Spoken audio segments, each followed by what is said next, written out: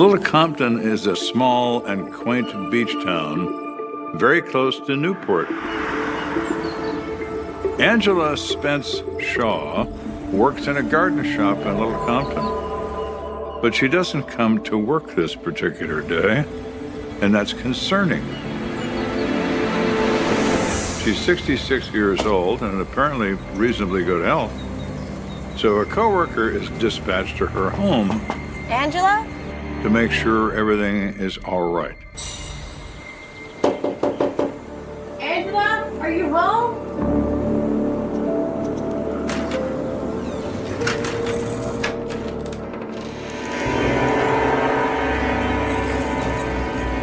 The coworker tries the door, finds it to be unlocked. Angela? Nothing's out of place. Everything looks fine, but there's no Angela. Angela, are you up here? She pushes open the bathroom door.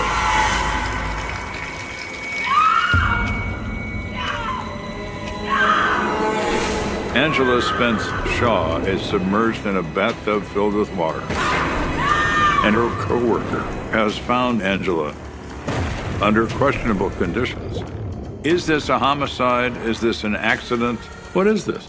Well, that's the $64 question.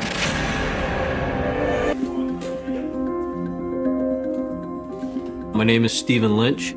I was with the state police for 23 years. At the time of this investigation, I was a lieutenant assigned as the officer in charge of the state police major crimes unit, as well as the violent fugitive unit. You do absolutely see people at their worst, unfortunately, but incredibly rewarding, and the time in those units went by incredibly fast. Back in 1999. It was a holiday weekend. You ready for your game today? And my son at the time was 12 years old. Oh, hold on. And I was at his Little League baseball game and got the call as to what was starting to evolve down in Little Compton. Ah, shoot. I gotta go, sweetheart. As head of the major crimes unit, when you get the call, you go. Go get him, buddy. Bye, Dad. When we got there, we gathered our personnel and started to make our list, if you will, of how we're going to attack this case. Stephen Lynch is the commander of the Major Case Squad of the Rhode Island State Police. He is the quarterback of the team. He is in command of a group of detectives, and they descend on the village of Little Compton to determine the nature of this case. Detective. Lieutenant, sorry to ruin your weekend. There is a detective on this police department, only one. His name is Sid Wardell. Come on in. I was a patrol officer working detectives for the town of Little Compton, Rhode Island. In 1999, the Little Compton Police Department consisted of 9 officers. This was certainly beyond our capabilities as an agency. There hasn't been a homicide in Little Compton since the 1960s. There's probably no one on the police department that's ever seen a homicide. So they want to get involved with the Rhode Island State Police. We did a walkthrough of the scene, certainly taking note at that time that the house had been under construction and the victim was on the second floor of her residence. What do we know so far? The body was found in the bathtub, but first, take a look in here.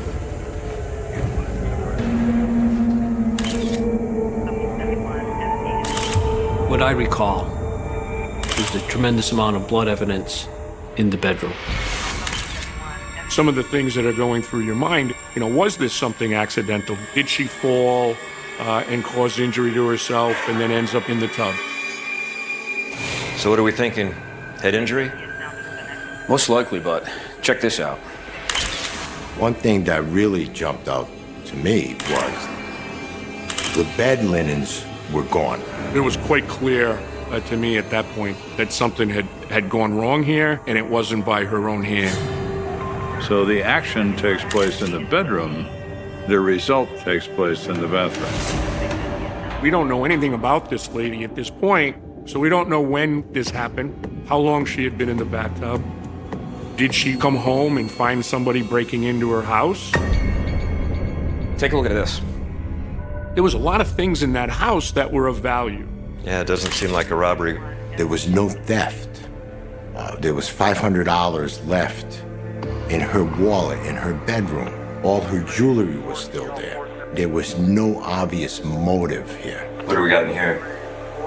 Upon going through the scene, the victim had been removed from the bathtub. This scene was very unique. The fact that where she was found within a bathtub, a hairdryer in the tub of water with her body. So I think some natural instinct is that this was accidental. You know, is somebody being electrocuted? Whoa. Definitely not an accident. It was abundantly clear that she had sustained tremendous blunt force trauma. That what happened to her was nothing you would ever want anyone to have to go through. This was a vicious, brutal crime. The injuries on the victim made her unrecognizable. One of her friends that worked on the rescue service, she told us, I can't even tell you if that's her. That's how brutal the injuries were. You kill someone, you put them in a bathtub, and you throw in a dryer, hoping the police believe accidental electrocution. What sort of pig did this? Lieutenant, the victim's sons are waiting outside.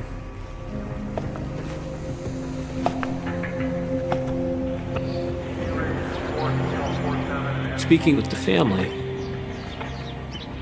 you have to weigh what you're able to disclose at that point in the investigation, with the understanding that these are two sons looking for answers as to what happened to their mom. Would you mind telling me a little bit about your mother? She was a wonderful person. We wanted to know what was going on in her life at the time as far as relationships. We needed to get as much background on the victim as possible. Lynch is informed that the victim is Angela Spence Shaw, an immigrant from Great Britain, who came with her then husband to live in the United States. Her first husband passed away. She remarried, and her second husband also passed away. So she came to live in the village of Little Compton as a widow and to work in a garden shop. She was a nice woman within that community who gave of herself, working at a greenhouse, that she had a kind of a low-profile lifestyle there in Little Compton. It just doesn't make any sense. She was extremely close with her children. She was just a beloved mother and grandmother. I have no idea who would do this to her. She has no habits that would produce danger in her world. So the question becomes obvious in everyone's mind. How did Angela come to be in this bathtub? We're going to find out whoever did this to your mother. I can promise you that. I felt a responsibility to get this solved. I think that family deserved, and Angela Spence Shaw deserved answers. Hey guys, check this out. We got a few early findings. We were getting results back from the medical examiner's office that alerted us to the fact that she was raped and that semen was found within her body. During the autopsy, it is critical to determine if there is suspected foreign material in the vaginal vault of the victim because it appears to be sexual assault. In 1999, DNA analysis, although in the beginning stages, was available. It was introduced in the United States in 1990. So it's 9 years since it's been around, and it has a great impact already that will grow to even greater impact as the science advanced. But in 1999, it was sufficient to identify someone uniquely from everyone on Earth. So it's critical during the autopsy that if there is seminal fluid present, that it's recovered and properly preserved. Rhode Island State Police are well aware of that, and they see to it during the autopsy that that is accomplished. That adds a whole nother element into the investigation. the fact that there was sexual assault that came into play, that certainly made us then begin concentrating on anybody that would have been a sexual offender in the area. This could be our guy. And they remarkably find one, Patrick Zimmerman, who lives in the area. Zimmerman.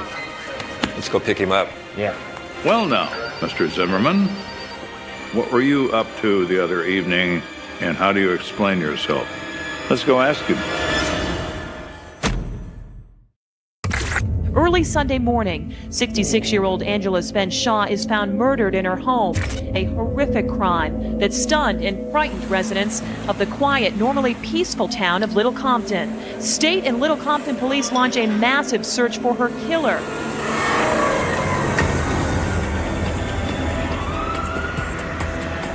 One guy's been discovered that's a little edgy. Zimmerman. This could be our guy. Patrick Zimmerman. He's a violent sex offender. His history says so. He fits.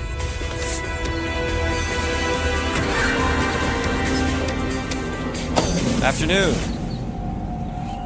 Are you Mr. Zimmerman? Yeah, what's going on?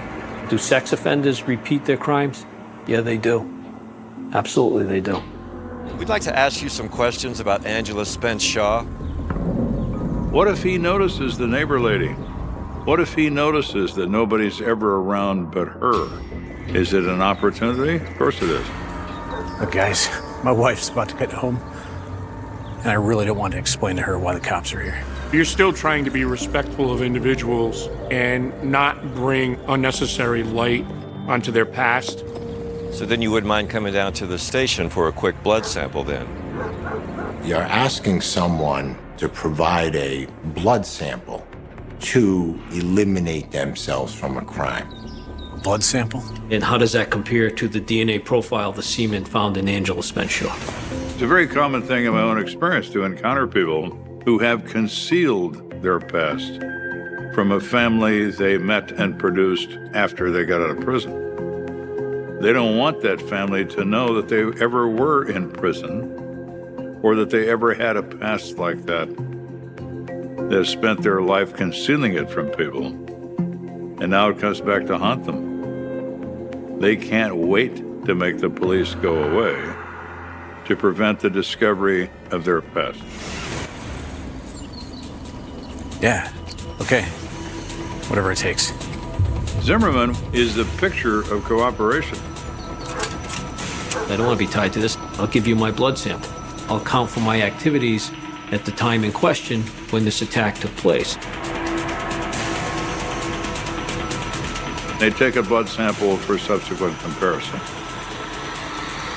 Blood sample is no match. So he was a promising lead to begin with, but it's not him. A mother, a grandmother, her face barely recognizable. The word spread quickly. There was a very somber feeling in the town, kind of this cloud that hung over it. The last homicide had been almost 40 years. This is a very quiet, low-key community. It's an affluent community. Something like this just does not happen there. The Rhode Island State Police are faced with the same problem homicide detectives all over the world are faced with. You have little or nothing to go on. The clock is ticking. You've got to take what you've got and get creative with it. Yeah, I got something. What you got? What about the only other guy in town who's committed a murder? Just throwing it on the table, we have this individual. Who's that? Stanley Gendreau. That committed the only other murder in Little Compton, and his family lives almost right across the street from the victim's house. Stanley Gendreau. He is out of custody these days, served a great deal of time in prison for the initial murder. So he inquires, what happened to this other murder that happened in 1965?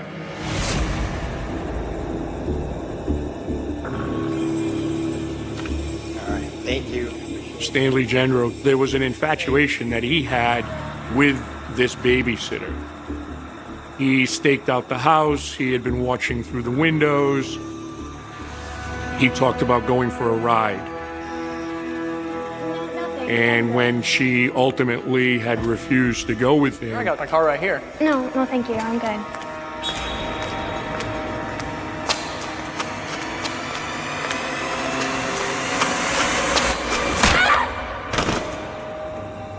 he picked up a rock, actually hit her over the head, and ended up murdering her. He smashed a girl's head in with a rock. Really? Violent attack, female victim. Fast forward to 1999, a violent attack, female victim. That was certainly information to digest, to take a look at. All right, then. Let's go have a chat with Stanley. Stanley killed once. Does that mean he can kill again? Of course it does. Let's go see Stanley and see what he has to say.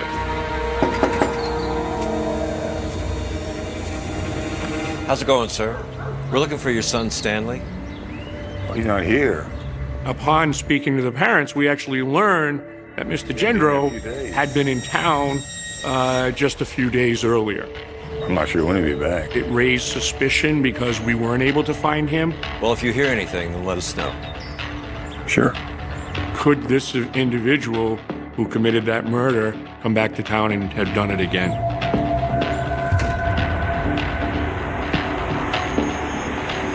Could have fled up north into Boston. Or down towards New York. Either way, it's going to be tough to find. Full autopsy report just came in. The medical examiner's report came back. Blunt force trauma and drowning was ultimately determined to be the cause. She had also been electrocuted. Once we had a clear picture from the ME's office, unfortunately, I think the attack on her was savage-like, is the best way that I could put that. Jesus. Her major organs are ruptured. No one can punch that hard, even someone in a blind rage. But they can jump up and down on the body and create that kind of damage, snapping ribs and crushing the liver and crushing the lungs. This is an attack of someone who's become an animal for those few moments. This, by far, was the most brutal and heinous crime that I've ever seen. This was an evil individual. We got to move on this? Whoever did this is incredibly dangerous. Incredibly so. Yeah, get me through to violent fugitives, will you? We brought violent fugitive detectives into this case. Members assigned to that unit get very good at tracking people who don't want to be tracked. They have to find him right away because he's going to do this again.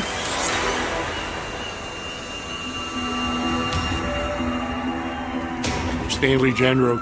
We were unable to locate him originally for a couple of days, but there were two other detectives that ended up locating him, and, he had gotten word that we were looking for him. Have a seat. Here we have Stanley. Stanley killed once. Does it mean he killed this woman? No, but it means he could have. How's it going, Stanley? Having committed the murder in '65, Glad you could make it down. I got to say that the odds are pretty high that this individual had something to do with this murder as well. I didn't know you were looking for me. This was somebody we needed to look very closely at. There's an old expression, what does a killer look like? Well, the killer looks like you and me. They don't wear a sign that says I'm a killer. They are all potential killers because they're humans. Where were you the night of the murder? Home, reading a book. Is it a romance novel, Stanley? Now, those policemen are not going to accept an explanation, and they tell him that. Look, I came down as a courtesy. You've got the wrong guy. But he absolutely maintains that he has learned his lesson. I'll give you guys whatever you need. He comes across as believable. All right. Let's go. They polygraph him, they blood sample him, and the result of that is it's not him. He's not the guy. The person had nothing to do with this crime. It's a roller coaster ride.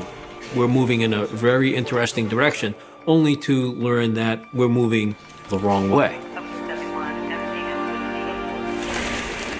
If you've run out of suspect. the best thing to do is to start over. And where does this begin? Back at the crime scene. What did we not see? What was here that's significant? Whoa. Check this out.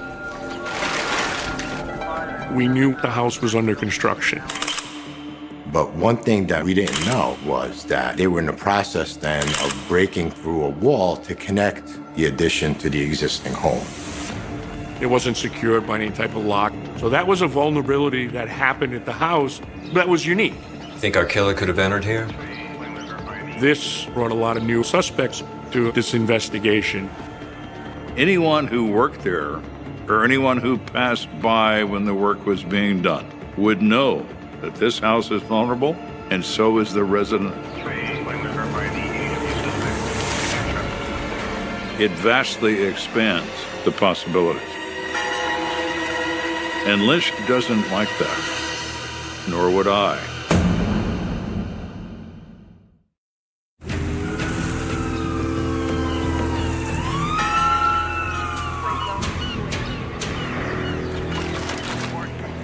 Whoa. Stephen Lynch is very distraught when he realizes something he hadn't seen before. He discovers that a door has been removed in the process of this construction, and the opening is only covered by a tarp. Anyone who knows this has an entryway into this home involving no effort and no evidence of break-in.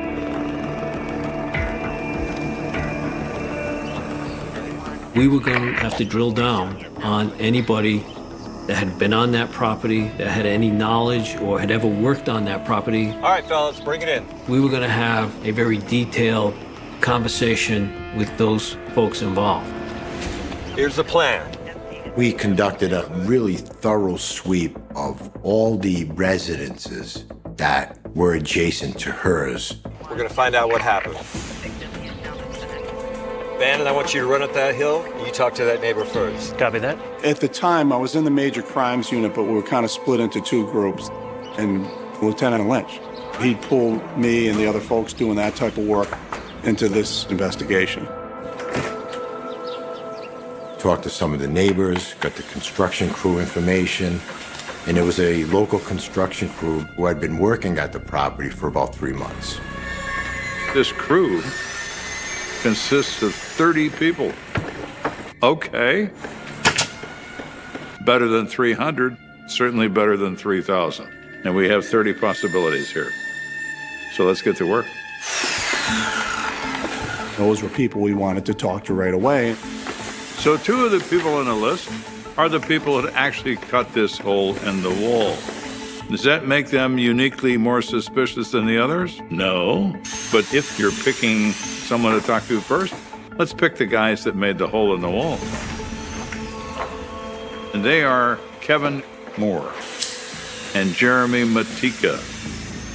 Moore and Motika were work colleagues, and they knew each other. We spoke with Kevin at length. Kevin's story is straightforward. He explains he was with his girlfriend the night in question. They check out the alibi, it works. So Kevin's out. Now the next focus is Mr. Matika. I was assigned to go find Jeremy Matika. They determine he lives in Fall River, Massachusetts, just across the state line.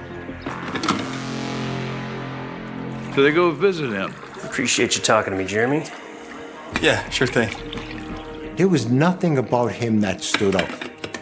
He almost looked angelic, very innocent, blonde hair, blue eyes.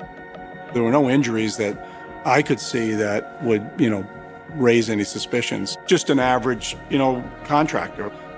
I wasn't forming any impressions, just trying to figure out where was he on the night of May 29th. Well, I was at work till about 3:30. Matika says he went home from work that day and started drinking with the teenagers next door, continued drinking all evening with them. Then he went to bed. He may have been 21, 22 years old, so if he's with 18, 19-year-olds drinking beer and drinking rum, it sounds like he's being honest about it if he's acknowledging something that, he knows he may get in trouble for. The next morning I went up and visited. The next day, he said he went to visit his girlfriend who was spending some time in Cape Cod. Okay. Thank you, Jeremy. Sure thing. We'll be in touch. He was pretty specific about his alibi. And for us, there was good things that he put timelines on that we certainly knew we could check on later.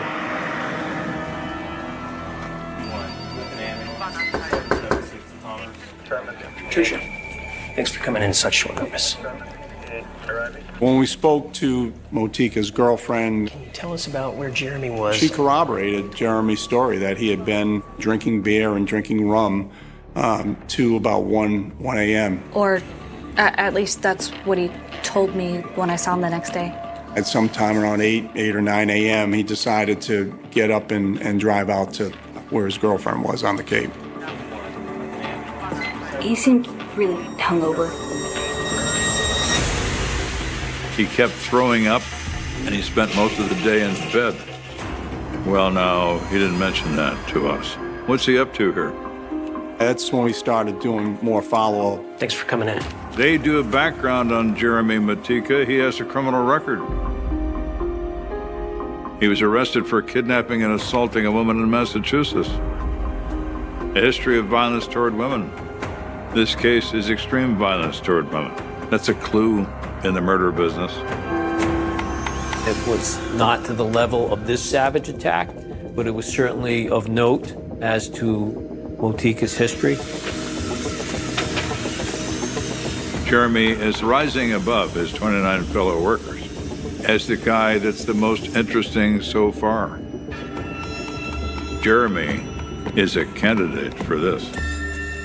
As you talk to somebody, they'll say one thing, and then maybe the next time they'll give you additional information. So we did go back and talk to him to try and corroborate what he was saying.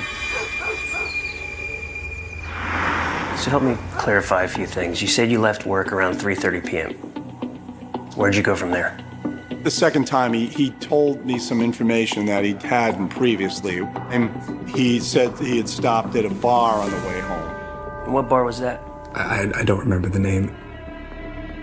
He says he ordered a pizza that night. Yeah, I got a pizza. And the local shop should know that, again trying to provide himself with an alibi. You sit tight. Trying to get out of him things that we could track down and verify whether that was what happened. They check with the pizza shop. Jeremy is truthful. He ordered a pizza, but it was the night before the homicide. Stopped to get some beer on my way home. Every time somebody speaks to Jeremy, Jeremy's got different things to say. Are the inconsistencies significant? No, but they are inconsistencies. And that's where it begins. People lie for a reason. By all accounts, Motika left work at 3:30. We were able to corroborate that he was at the neighbors next door drinking from 6 p.m. until at least midnight. That's where things get fuzzy. And then that's it. We don't have any other idea of where he was after that. So that was certainly a factor in this. He ultimately has no account for the hours between midnight and 9 a.m. That's a very long time. An adequate amount of time for him to do what was done to Angela.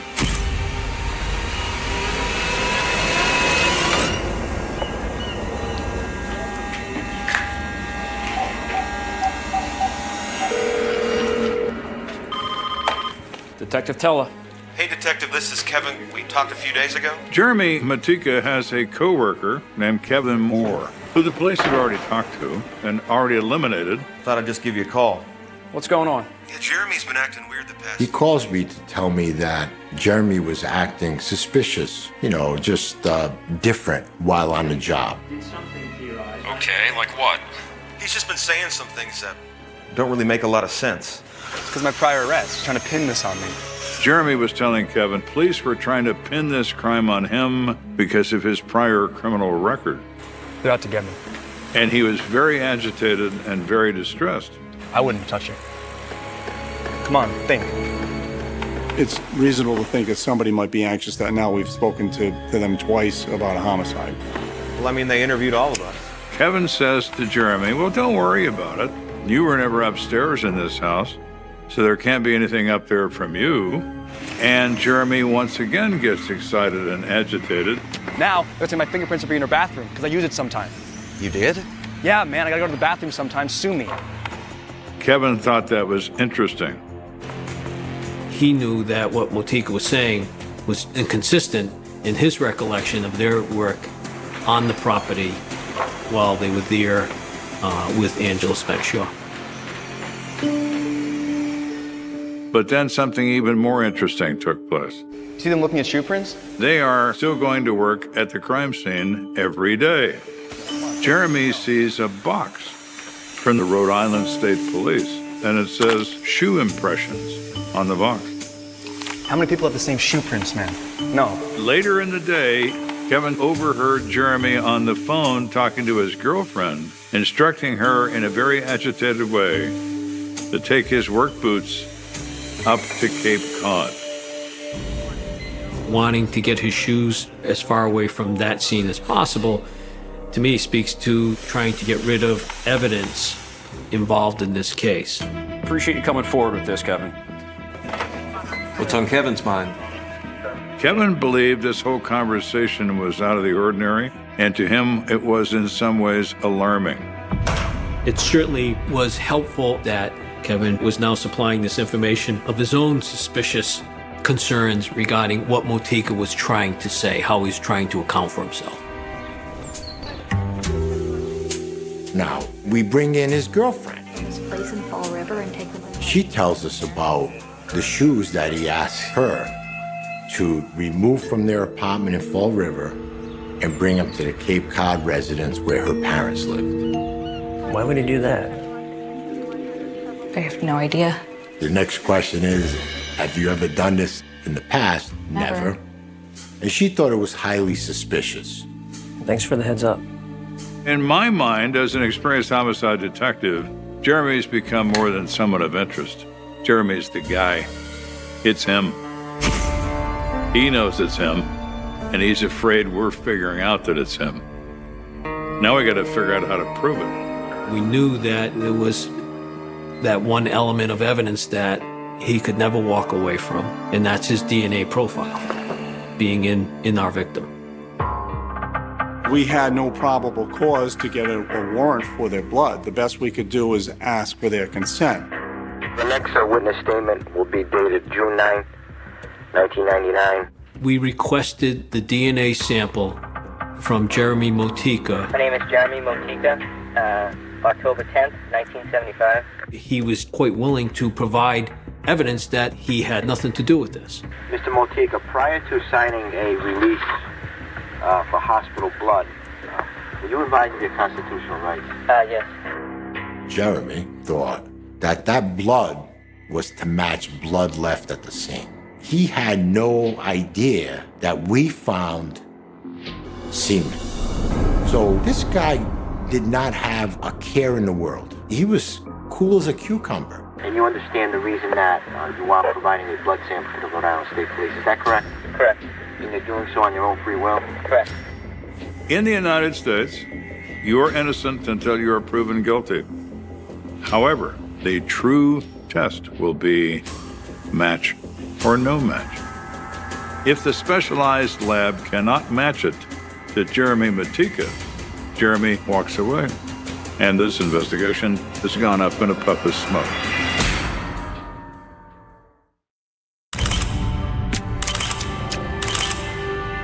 All of this effort, all of this work is designed to satisfy one fact. Who took Angela Spence Shaw's life? Who savagely beat her to death and raped her at age 66? My name is Jeremy Motika. We believe it's probably Jeremy Motika. But the DNA sampling will tell us the answer to that question. So we got a solid alibi for Zimmerman, solid alibi for Gendreau. Lieutenant Lynch? We get the result of the DNA sample taken from Jeremy Motika, there is an absolute DNA match with what was found in our victim. Are you sure? They came up with a number that it was no one but Jeremy Motika. He's the individual that is responsible for this homicide, no doubt about it. That was a moment of satisfaction. That was a moment of relief. Let's go get his ass. We were taking Jeremy Motika off the street.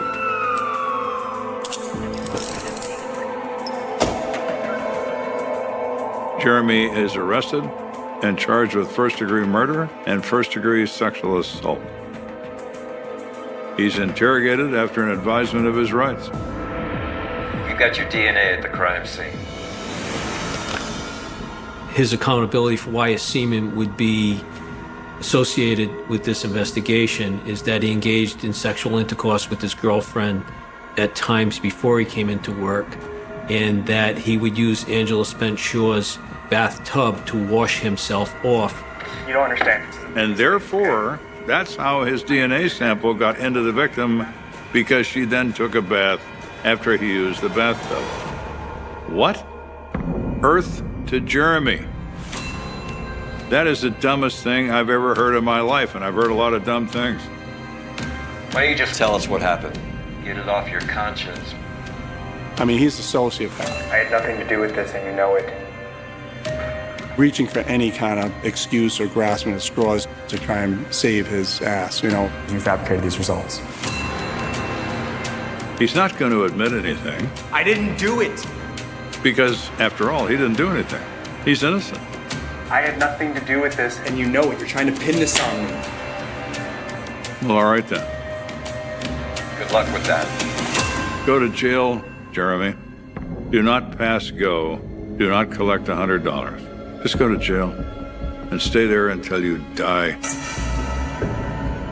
Unfortunately, Jeremy Motika doesn't have the conscience to say why he did what he did. And what he did were unspeakable acts towards a woman in her mid-60s, a grandmother. Jeremy meets this woman. He knows she lives alone. He's there every day. What does that add up to in his mind? Victim. Someone who can be overcome. Someone who can be used to satisfy his needs if that moment comes.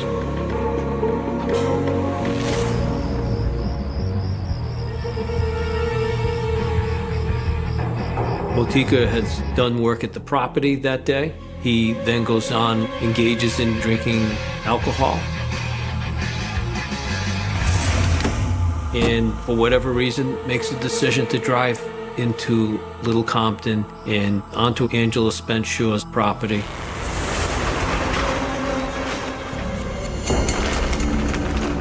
He had to drive about 20 minutes from Four River, Mass. And know that there was coordination on his part to do this. That's a whole nother level of sickness. He enters that home because he knows he can.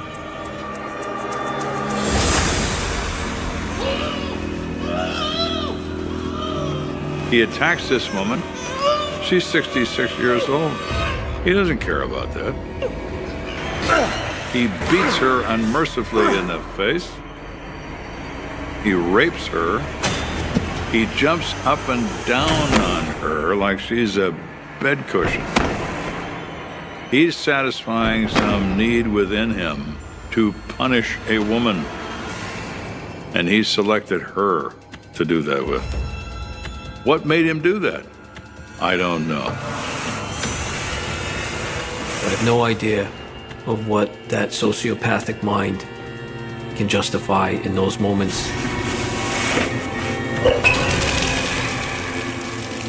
Then he drags her and throws her in a bathtub.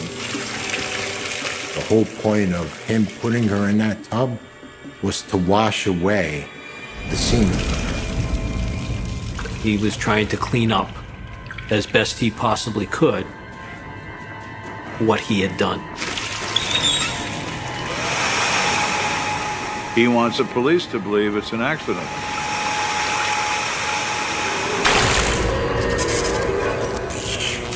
by throwing an appliance into the water when it's plugged in and running, causing electrocution to occur. Those are decisions that Jeremy Motika made in taking Angela Spenshaw's life without any ounce of remorse as to what he did to Angela. Jeremy Motika goes to Cape Cod the next day, but he throws up, he's sick. The vomiting is from exposing himself to what he knows he can be. He can be Dr. Jekyll, but he can certainly be Mr. Hyde. Did this man, Jeremy Motika, kill and rape 66-year-old Angela Spence Shaw? That is the question jurors must try to answer. On an early morning hour, Sunday, May 30th, you get in your car, ride down Little Compton on Tonic Point Road, enter the property of Angela Spence Shaw. No. Certain of that? Positive. On the stand, in his own defense, Motika told jurors that he felt state police were trying to pin the murder on him. That was just some guy doing carpentry work. That's all. Despite the fact that he doesn't want to own up to his responsibilities, I felt very confident that Jeremy Motika would be found and held accountable for what he did to Angela Spence Shaw. Jury finds the defendant guilty of murder in the first degree. Count 2, the jury also finds the defendant guilty of first-degree sexual assault. They convict him and send him away forever. He received a life without parole sentence, because that was what I believe, personally, was the appropriate and just sentence for this case. The most frustrating thing was not being able to hear those words come out of his mouth. Jeremy Motika is a sociopath. As a sociopath, you have no human emotions. You don't feel love or guilt or compassion or sympathy or empathy. You are not capable of those emotions. The only thing you understand is rage.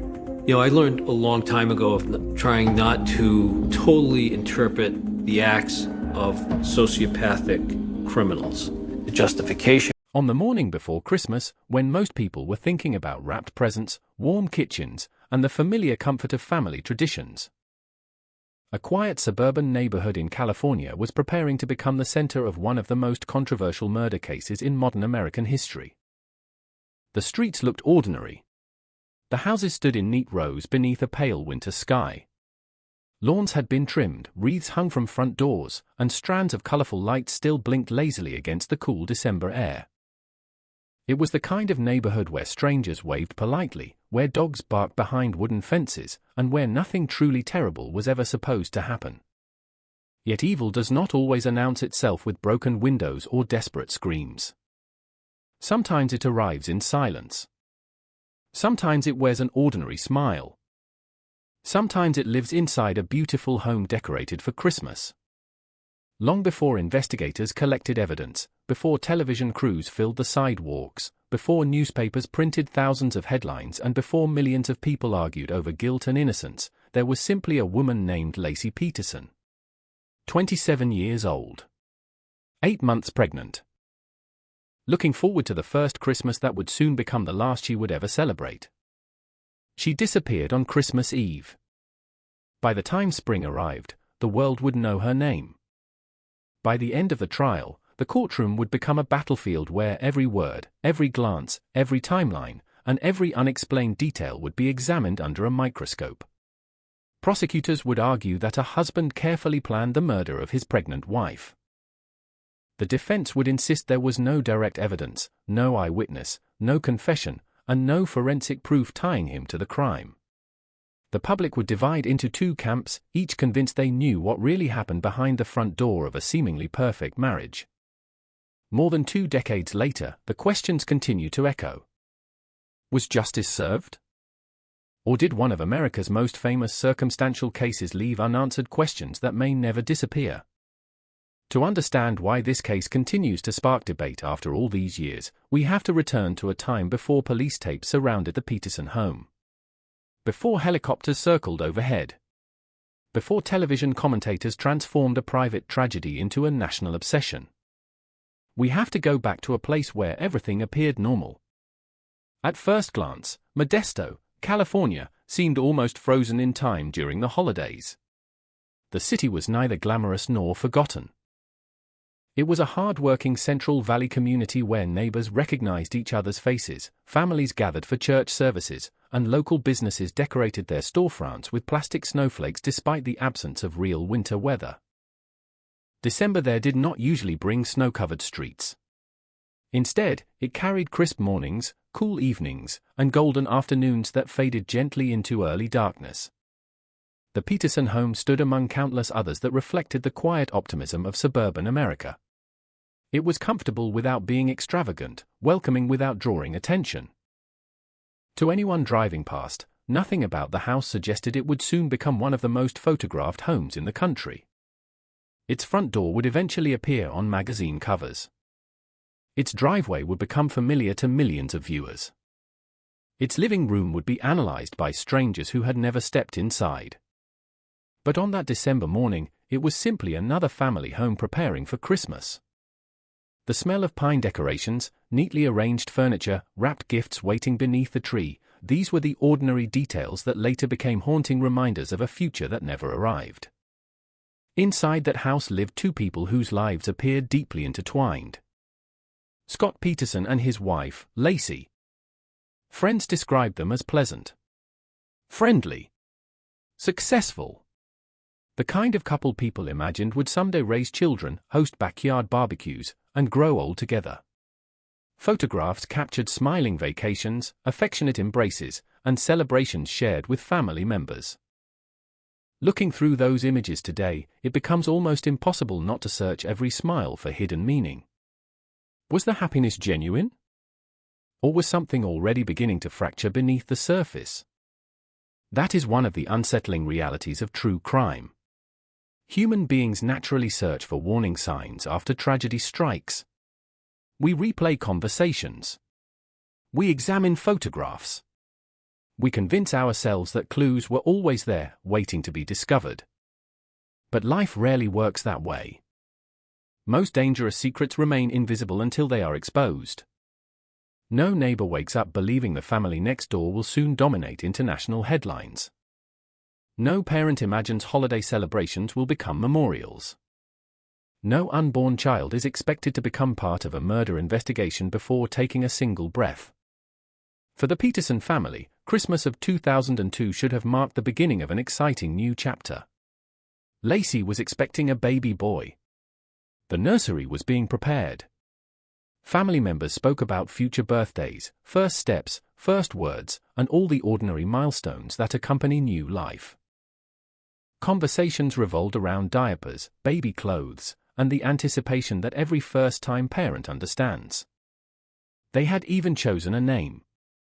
Connor. It was a simple decision, yet deeply personal. Naming a child transforms hope into something tangible. It turns an unborn baby into someone already loved before birth. Friends and relatives no longer speak about the baby. They speak about him by name. They imagine his face. They wonder whose eyes he will inherit, whose laugh he will share, and what kind of future lies ahead. Those dreams filled the Peterson household during the weeks leading toward Christmas. No one knew how fragile those dreams truly were. The tragedy that followed would eventually erase every expectation of family celebrations. Instead of welcoming a newborn into the world, loved ones would gather for searches, prayer vigils, press conferences, and court hearings. The contrast remains almost unbearable. A season associated with birth, hope, generosity, and reunion would instead become forever linked to disappearance, suspicion, and death. That cruel irony became one of the reasons this story resonated so deeply across America. It was not only the disappearance of a pregnant woman. It was the destruction of a future that people could easily picture in their own lives. A young couple. A baby on the way. Christmas around the corner. It felt painfully familiar. Perhaps that familiarity is what made the case impossible to ignore. Viewers watching evening news broadcasts saw pieces of their own lives reflected back at them. Their own neighborhoods. Their own traditions. Their own expectations of safety. If something like this could happen here, people wondered, where couldn't it happen? As days turned into weeks, and weeks into months, the Peterson case evolved from a missing person investigation into something much larger. News networks aired constant updates. Experts debated timelines. Detectives worked through mountains of evidence.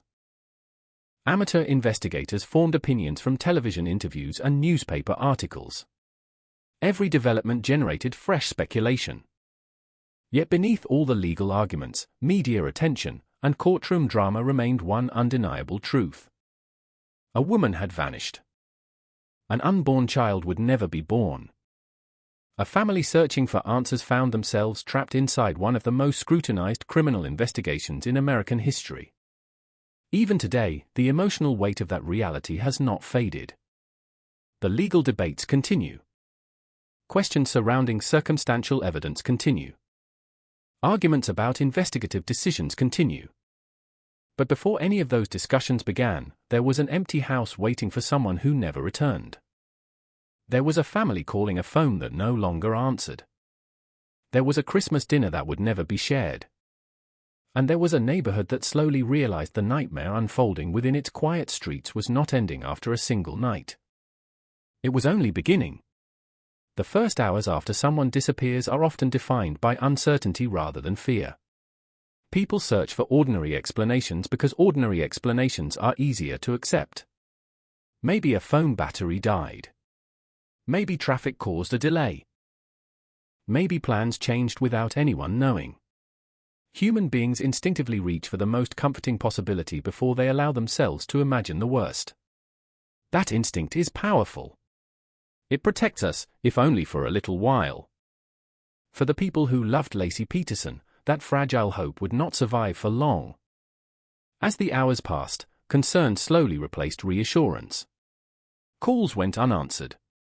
Familiar routines no longer made sense. Every passing minute quietly transformed an ordinary Christmas Eve into something deeply unsettling.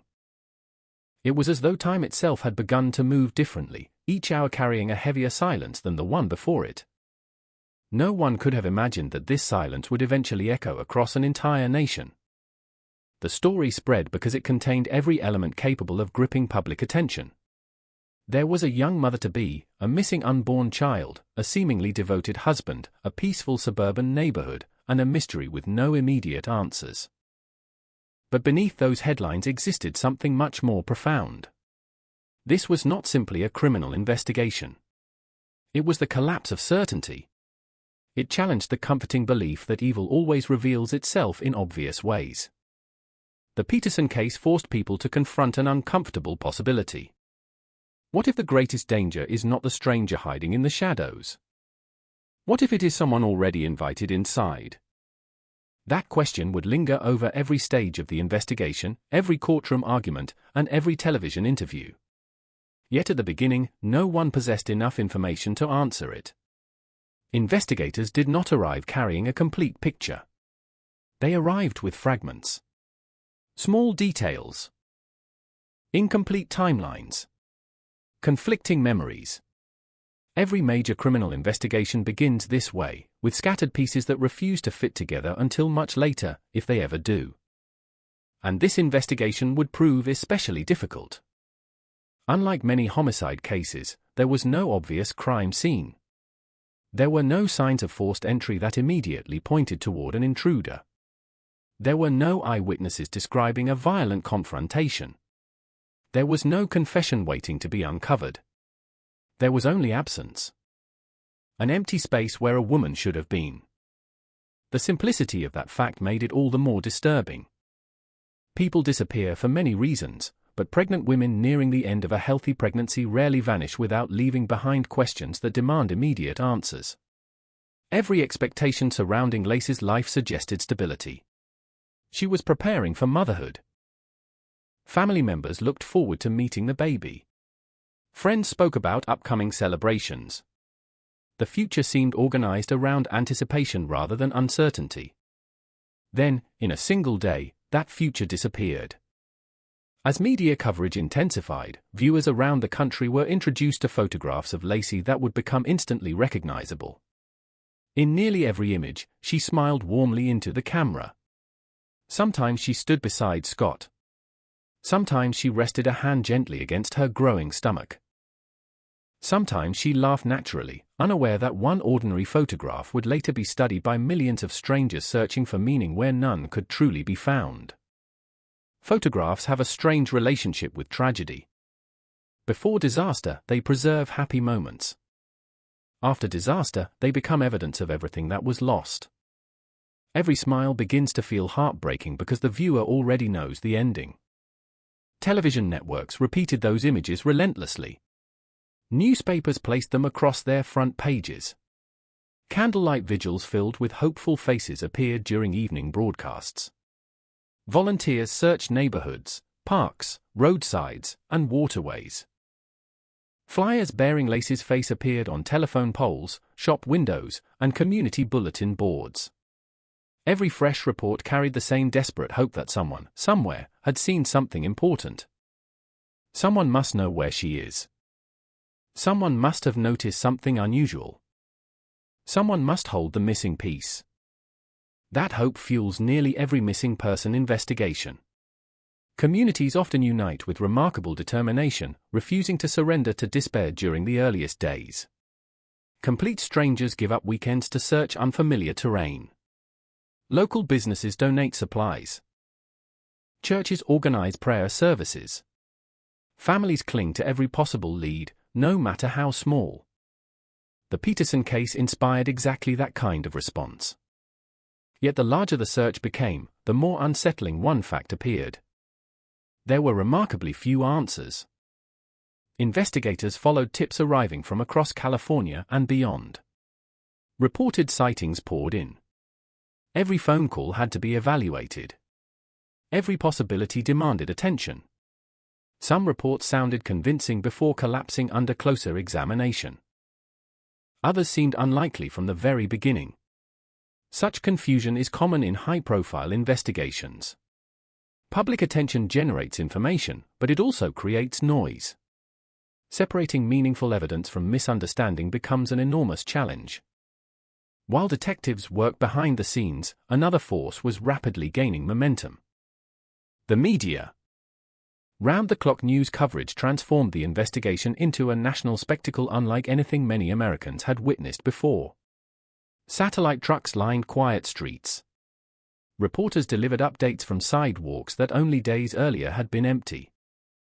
Television audiences watched interviews repeatedly, analyzing facial expressions, pauses, and body language as though they themselves were members of the investigative team. In many ways, the public became emotionally invested in solving the mystery.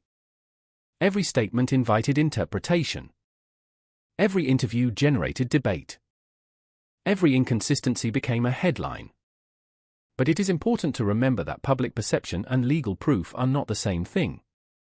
One is shaped by emotion, instinct, and narrative. The other requires evidence capable of withstanding intense scrutiny inside a courtroom.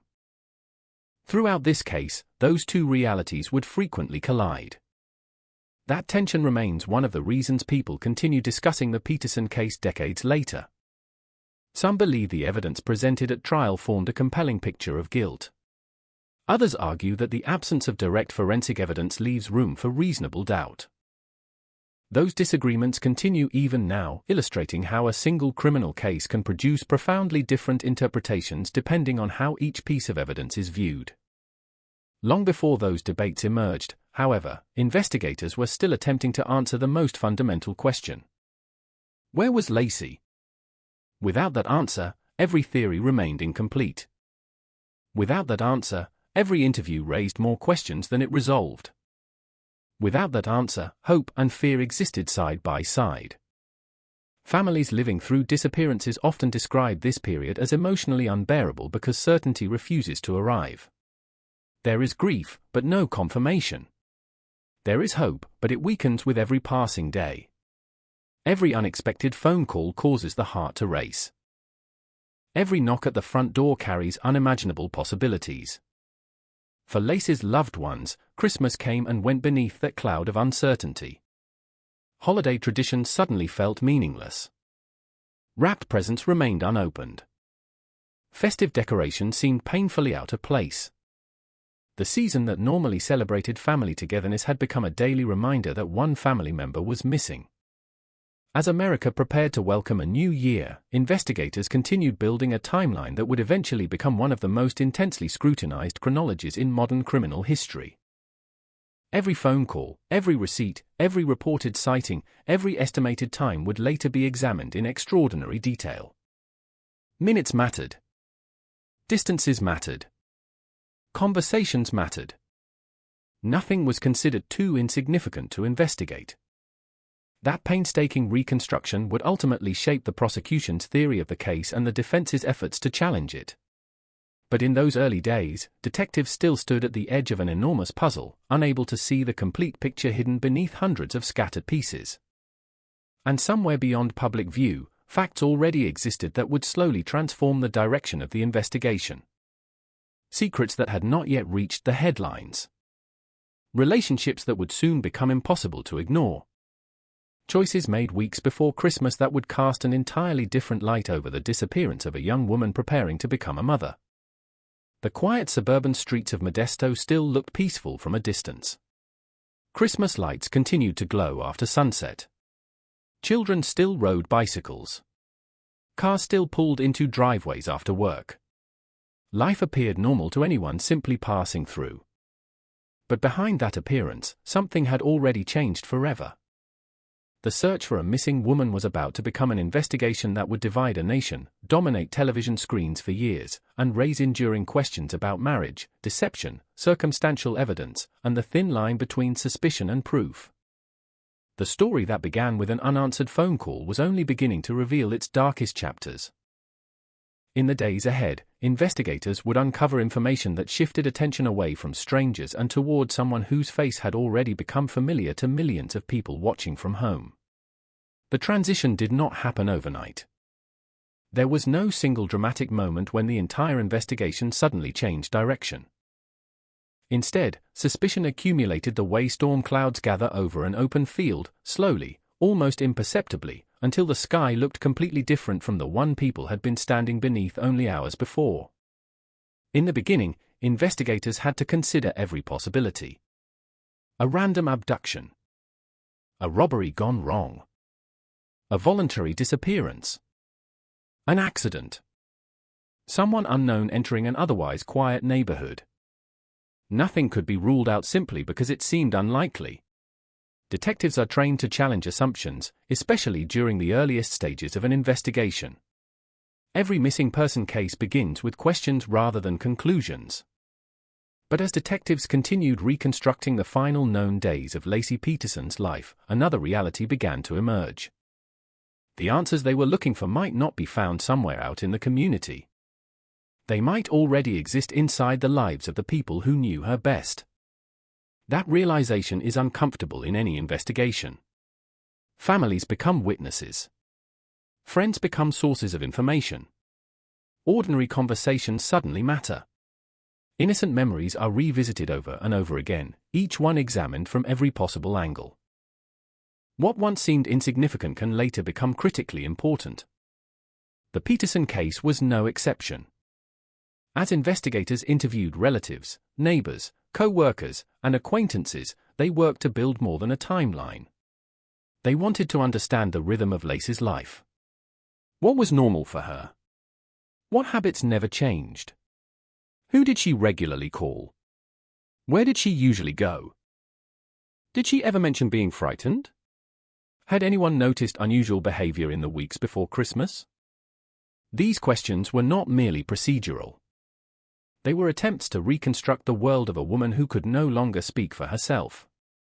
Every answer painted another brushstroke on a portrait that investigators hoped would eventually reveal where the truth had gone. Meanwhile, the public continued watching. Morning news programs discussed the case alongside weather forecasts and holiday travel reports. Evening broadcasts replayed photographs of Laci smiling beside family members. Newspapers devoted entire sections to developments that, in another case, might have occupied only a few paragraphs. The disappearance had evolved beyond local concern. It had become a national story, one that seemed to capture every fear associated with trust, family, and the illusion of safety. People who had never visited Modesto felt as though they knew its streets. They recognized the Peterson home. They recognized the faces appearing on television. And gradually, whether they realized it or not, they also began forming opinions. That would become one of the defining characteristics of this case. Long before a jury was selected, millions of unofficial jurors had already begun weighing the evidence from their living rooms. Every interview was replayed. Every expression was analyzed. Every statement became the subject of endless discussion. It was an extraordinary reminder of how modern media can transform an active criminal investigation into a public narrative unfolding in real time. Yet beneath the relentless attention, one simple fact remained unchanged. A woman was still missing. An unborn child was still missing. A family was still waiting for answers. The headlines, speculation, and television debates could never erase that reality. And as the investigation moved forward, detectives would uncover information that would fundamentally reshape the direction of the case. Not because it provided a direct answer to what had happened on Christmas Eve, but because it introduced a new and deeply unsettling question. How well can anyone truly know the person they love? It is a question that echoes through countless true crime stories, and perhaps that is why they continue to fascinate us. We like to believe that intimacy brings certainty. That years of marriage reveal every important truth. That shared routines, shared meals, and shared dreams make deception impossible. Reality is often more complicated. Sometimes people construct entire versions of themselves for those around them. Sometimes those versions begin to collapse only after tragedy strikes. And when they do, investigators are left trying to separate appearance from reality. That separation would soon become the heart of the Peterson investigation. Because behind the image of an ordinary suburban marriage, detectives were beginning to discover details that suggested the story was far more complicated than it had first appeared. Those discoveries would ignite nationwide debate, dominate courtroom proceedings, and ensure that the disappearance of Laci Peterson would never be remembered as just another missing person case. It would become one of the most discussed, disputed, and emotionally charged criminal cases in modern American history. And this is where our story truly begins. The quiet facade was starting to crack, and behind it lay a chain of decisions, secrets, and unanswered questions that would alter countless lives forever. In the next chapter, we leave behind the opening mystery and step into the world that surrounded Laci Peterson herself, a world of hopes, relationships, ordinary routines, and dreams for a future that, only days before Christmas, seemed within reach. The story of every great mystery begins long before anyone realizes they are standing at the edge of one. There are no flashing warning signs. No ominous music. No unmistakable signal that the ordinary days unfolding before them will one day be examined by detectives, prosecutors, journalists, and millions of strangers around the world. Life simply moves forward, one quiet morning after another, collecting memories that seem insignificant until tragedy transforms each of them into something precious.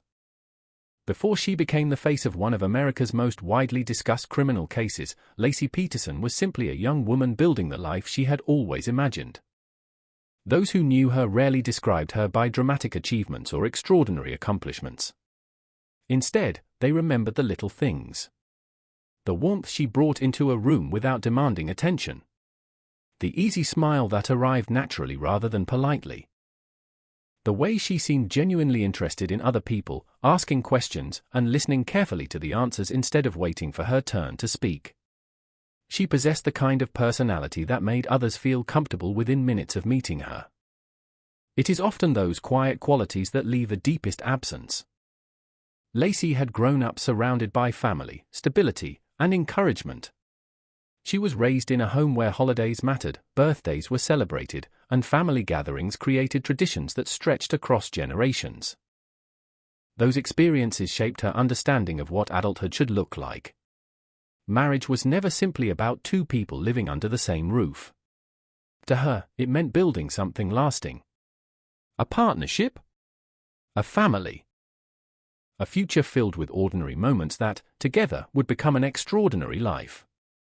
People who knew her often recalled how naturally she spoke about becoming a mother. It was not an abstract dream reserved for some distant future.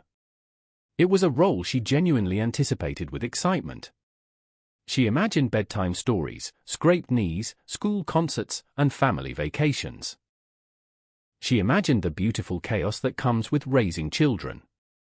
Like countless expectant mothers, she pictured a future measured not by careers or possessions, but by birthdays, first words, and holiday photographs. By the end of 2002, that future appeared closer than ever. She was 8 months pregnant. The baby she carried had already become a real person in the minds of everyone around her. Friends no longer asked whether she was excited about becoming a mother. They asked about the baby by name. Family members discussed nursery decorations and baby clothes. Conversations revolved around due dates, doctor appointments, and the anticipation that always surrounds the arrival of a first child. Connor. A simple name chosen with hope. The decision reflected something larger than preference. It represented expectation. It acknowledged that this little boy already occupied a place within the family long before he entered the world. His parents had imagined holding him, introducing him to grandparents, celebrating his first Christmas the following year. His life had already begun taking shape in the dreams of those who loved him. Looking back now, those dreams feel almost unbearably fragile. Photographs from that period capture a woman whose pregnancy was impossible to miss. Her smile appeared relaxed. One hand often rested gently against her growing stomach, almost instinctively protecting the life developing beneath it. She did not know that these images would later appear on television screens across the globe. She smiled because she believed she was documenting happy memories, not creating evidence for history. There is something haunting about photographs taken before tragedy. The people inside them cannot see what lies ahead. Only we can. Every laugh becomes more meaningful. Every embrace becomes more heartbreaking. Every ordinary moment acquires a weight it never carried at the time. Lacey and Scott Peterson had been married for several years, presenting an image familiar to many young American couples. They owned a comfortable home in Modesto, settled into routines that balanced work with family life, and appeared to be preparing for the exciting transition into parenthood. Neighbors saw them as pleasant and approachable. Friends often described them as a couple who seemed to enjoy each other's company. From the outside, there was little reason to suspect that anything was deeply wrong. Appearances, however, can be remarkably persuasive. One of the recurring lessons found throughout true crime history is that public image and private reality are not always identical. A smiling family photograph cannot reveal every argument that occurred before the camera clicked. A cheerful holiday card cannot expose private disappointments. Human relationships are layered, complicated, and often understood fully only by the people living inside them. That complexity would become central to understanding the Peterson case. But at this point in the story, we remain where everyone else remained in late 2002, looking at a family preparing for new beginnings. As Christmas approached, neighborhoods throughout Modesto reflected the quiet excitement of the season. Storefront windows displayed decorations. Parking lots filled with last-minute shoppers carrying bags of gifts. Churches rehearsed holiday services. Restaurants welcomed families gathering before the celebrations officially began. It was a familiar rhythm repeated every December across the country. Inside the Peterson home, life appeared to follow that same rhythm. Preparations for Christmas blended naturally with preparations for the baby's arrival. There were errands to complete, plans to finalize, and conversations about the weeks ahead. Every passing day brought Lacey closer to becoming a mother. Pregnancy has a way of changing how people experience time. Days seem simultaneously slow and impossibly fast. Every doctor's visit marks another milestone. Every kick from the baby serves as a reminder that an entirely new chapter is rapidly approaching. Parents begin imagining routines that do not yet exist. They mentally rearrange their homes, their schedules, and even their identities. Lacey was living inside that transformation. Friends remembered her excitement. Family members anticipated welcoming the newest addition to the family. There was every reason to believe the coming year would be defined by celebration rather than sorrow. No one could see the invisible countdown already underway. What makes this part of the story especially painful is its ordinary nature. Nothing about those final weeks appears extraordinary in isolation. They are filled with familiar routines that millions of families experience every holiday season. Grocery shopping. Decorating. Talking about the future. Planning meals. Looking forward to spending time together. It is precisely that normality that gives the tragedy its enduring emotional power. When people first learned about Lacey's disappearance, they did not simply see another headline. They saw someone whose life resembled their own. A woman expecting her first child. A husband preparing for fatherhood. A family anticipating Christmas. The details felt recognizable. That familiarity made the mystery impossible to dismiss as something that happened only to other people. Years later, investigators, attorneys, journalists, and documentary filmmakers would spend countless hours examining timelines, evidence, testimony, and forensic reports. They would debate what happened, when it happened, and who bore responsibility. Those discussions remain important because they speak to questions of justice and accountability. But before any legal argument existed, before any courtroom opened its doors, there was simply a woman living what she believed were the final peaceful weeks before motherhood. She could not know that strangers would someday memorize her photographs. She could not know that reporters would reconstruct the smallest details of her daily routine. She could not know that the home she carefully built would become one of the most recognizable crime scenes in America. Like every expectant mother preparing for the future, her attention remained fixed on tomorrow. The heartbreaking truth is that tomorrow would never arrive in the way she imagined. And as Christmas Eve drew closer, the ordinary routines of the Peterson household were moving toward a single day that would forever separate the life everyone believed they understood from the mystery that continues to be debated more than 2 decades later. As the calendar edged closer to Christmas Eve, life appeared to move according to a familiar rhythm. The Peterson home was preparing for 2 milestones at once, the holiday season and the arrival of a baby. To anyone looking from the outside, those 2 events blended into a picture that felt almost idyllic. The front yard reflected the quiet charm of a suburban neighborhood in December. Inside, conversations revolved around family plans, upcoming celebrations, and the anticipation of becoming parents. There is something profoundly hopeful about expecting a first child. Every decision suddenly carries new meaning. Rooms are measured not for furniture but for cribs. Shopping lists include tiny socks, blankets, bottles, and toys. Conversations that once centered on careers or vacations gradually shift toward names, feeding schedules, and the countless unknowns that accompany parenthood. Even the smallest moments begin to feel like preparations for a life that is about to change forever. For Lacey, those changes were no longer abstract dreams. They were just weeks away. By every public account, she embraced pregnancy with excitement. Family members later described how eagerly she spoke about becoming a mother. She looked forward to introducing Connor to grandparents, celebrating his first birthday, watching him grow, and building the kind of family tradition she herself had experienced growing up. The future seemed remarkably close. Yet one of the most haunting aspects of this case is that the future often reveals itself only in hindsight. Looking backward, people naturally search for signs that something was wrong. They revisit conversations, examine photographs, and replay memories over and over again, hoping to discover a warning that somehow escaped everyone's attention. Most of the time, there isn't one. Life rarely provides dramatic foreshadowing. Instead, tragedy interrupts ordinary routines without announcing its arrival. Friends who later spoke publicly often remembered Lacey's kindness before anything else. They described someone who enjoyed spending time with family, who laughed easily, and who rarely sought to be the center of attention. She was not someone who seemed surrounded by chaos or conflict. She appeared grounded, optimistic, and focused on the family she was preparing to build. That image became deeply important after her disappearance.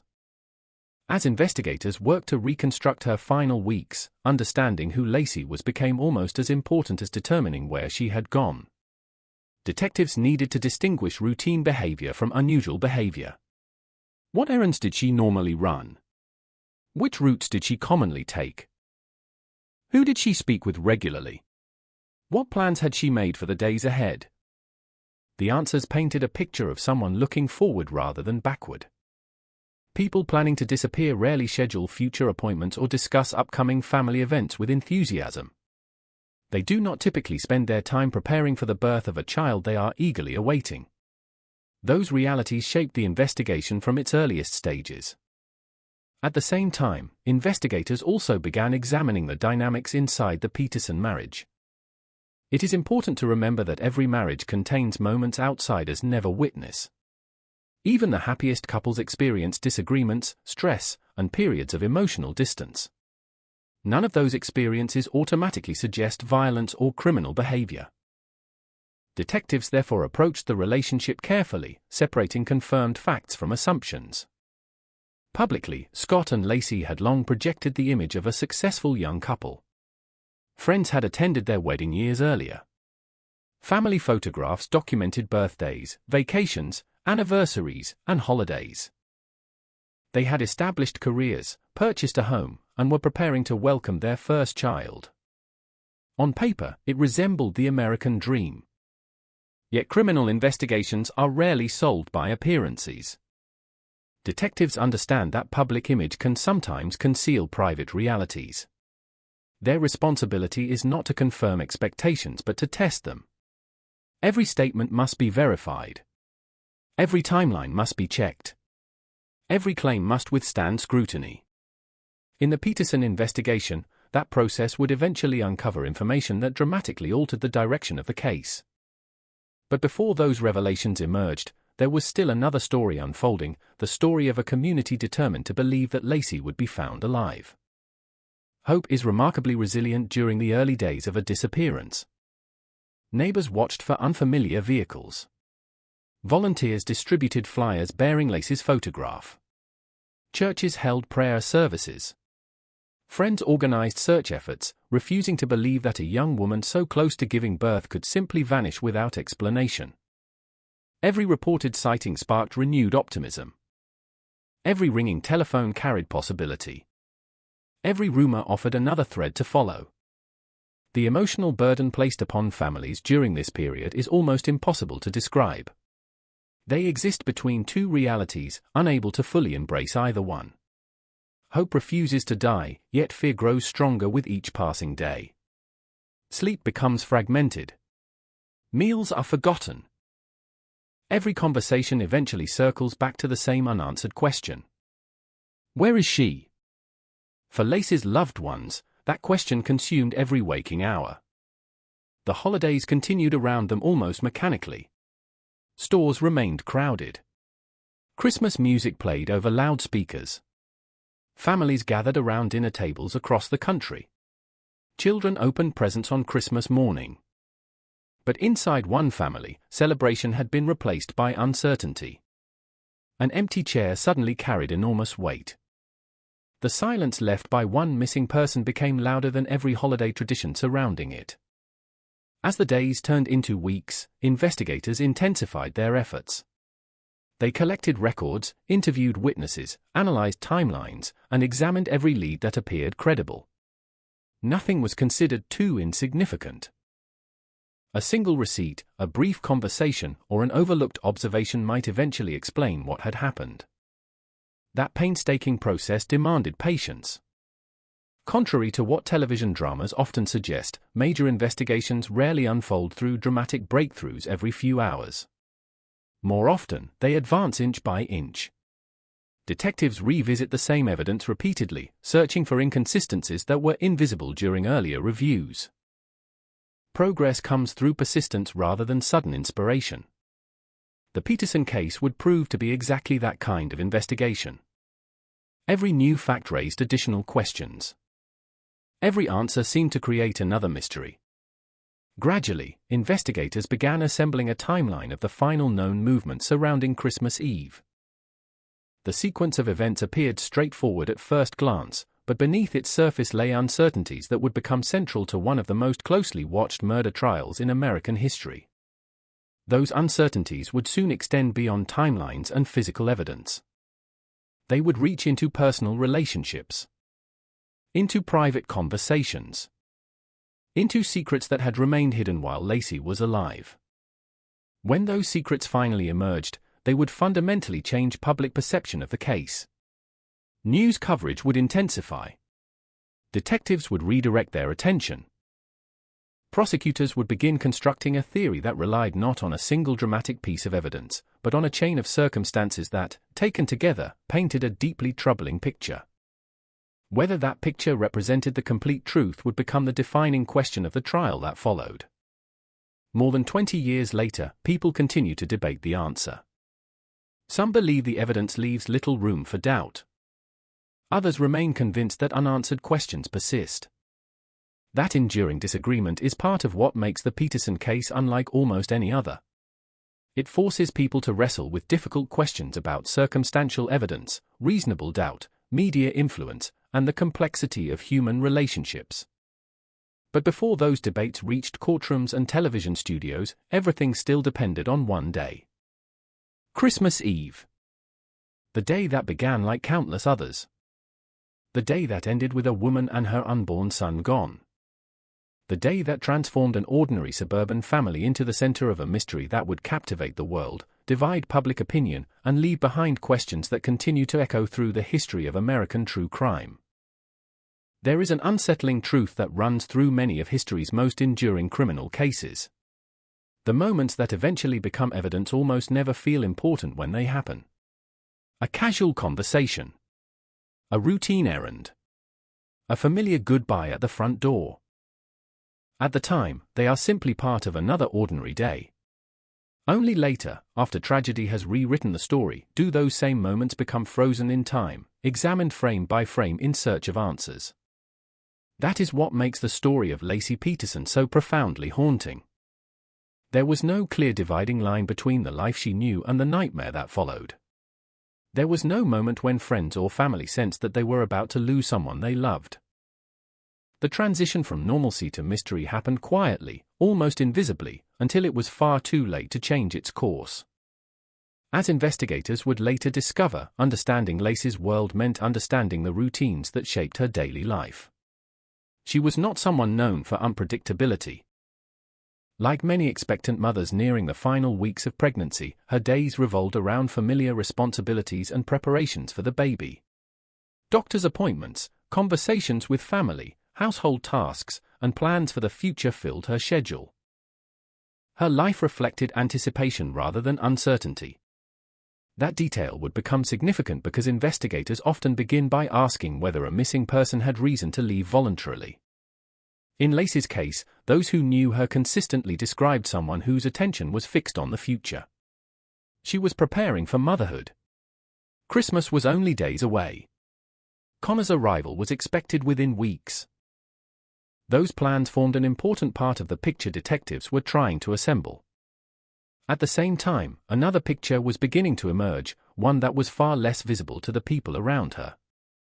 Relationships are rarely as simple as they appear from the outside.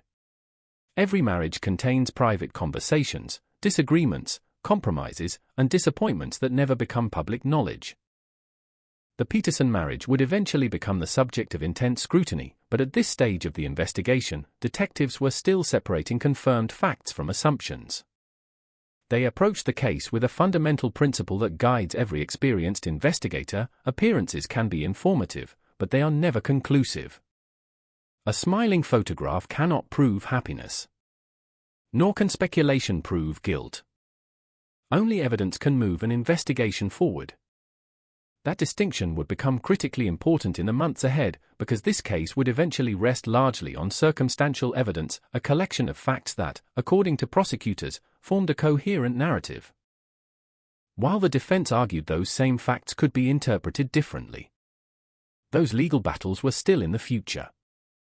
For now, there remained only unanswered questions and a growing sense that the truth lay hidden somewhere within the ordinary details of everyday life. Looking back today, it is easy to view the Peterson story through the lens of everything that happened afterward. We know the headlines. We know the courtroom arguments.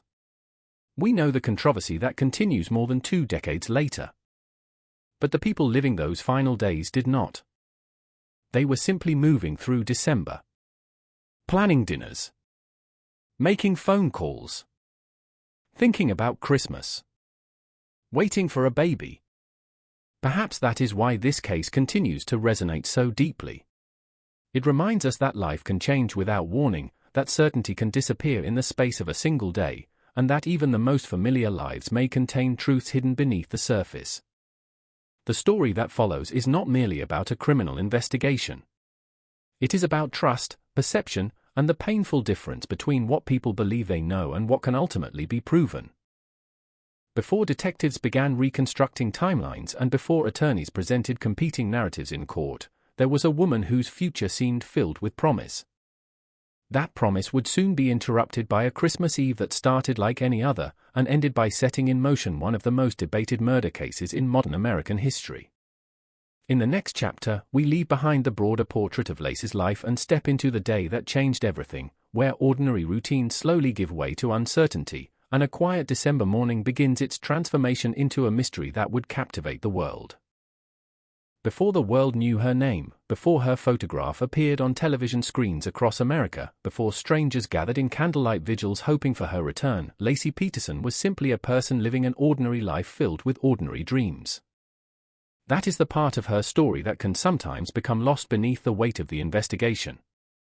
A victim is often remembered through the tragedy that took them away. Their name becomes connected to a date, a location, a crime scene, or a courtroom verdict. But behind every headline is a complete human being, a person with childhood memories, private hopes, favorite places, personal habits, and relationships that shaped who they were. Laci was more than the woman at the center of a famous case. She was a daughter, a friend, a wife, and most importantly, a woman preparing to become a mother. Those who knew Laci described someone whose warmth came naturally. She was not remembered as someone who needed attention or constantly sought approval. Instead, people often spoke about her gentle personality and the way she made others feel comfortable around her.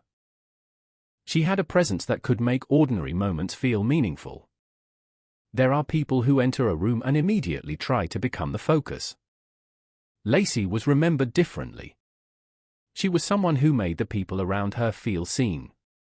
That quality is difficult to measure, but it is often the quality people miss most after someone is gone. Not the dramatic moments. Not the public achievements.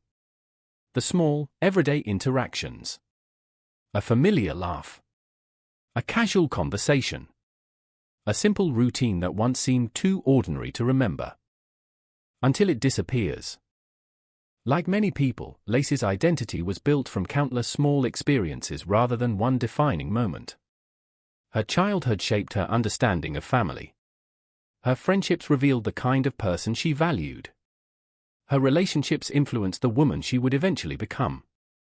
Those closest to her often described her as someone who cared deeply about connection. Family was not merely a word she used. It was something she actively built into her life. The idea of becoming a mother represented the continuation of that belief. For Laci, pregnancy was not simply a biological process. It was the beginning of a new identity. She was stepping into a role she had imagined long before she experienced it. She was preparing to become the person who would guide, protect, and love another human being from the very first moments of his life. Like many expectant mothers, she began mentally preparing for a future she could not yet fully see. She imagined what Connor would look like. She wondered what parts of his personality would come from her and what parts would come from his father. She thought about the kind of childhood she wanted to create for him. These thoughts are universal among parents waiting for a child, which is part of what made the tragedy so deeply painful. The future she imagined was not unusual. It was a future millions of people dream about. A first birthday. A first day of school. A first bicycle ride. A family photograph with a child standing between two proud parents. Those moments never arrived. But before they became impossible, they existed as real hopes inside Lacey's mind. The final months of her pregnancy were filled with anticipation. Friends and relatives saw a woman preparing for a major life transition. The physical changes of pregnancy were visible, but the emotional transformation was just as significant. Her attention had shifted toward nurturing, planning, and creating a safe environment for her baby. A home was no longer just a place where she lived. It was becoming the first world her son would know. Every choice carried new meaning. Every room represented part of a future. Every day brought her closer to meeting the child she had already begun loving. This is one of the most difficult elements of the Peterson case to process. The tragedy did not only involve the loss of a person who already existed. It also involved the loss of a life that had barely begun.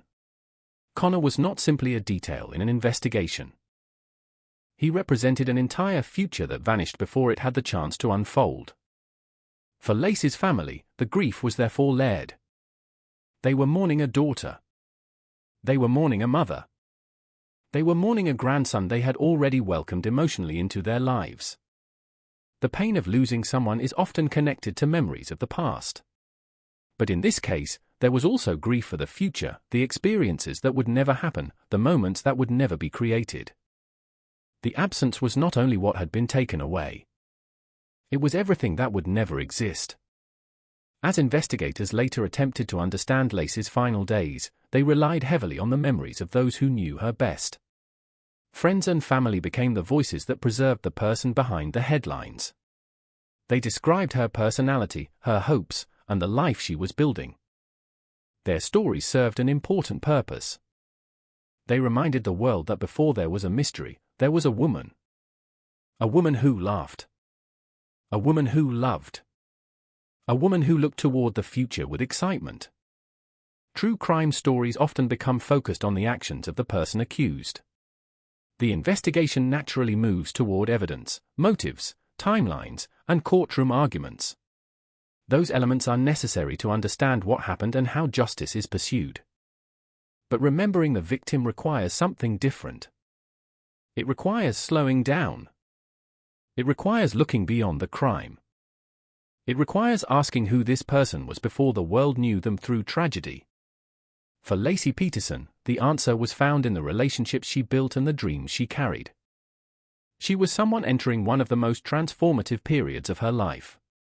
She was standing at the doorway of motherhood, believing that the next chapter would be filled with first experiences and family memories. She had no way of knowing that instead of celebrating the arrival of her son, the people who loved her would spend months searching for answers.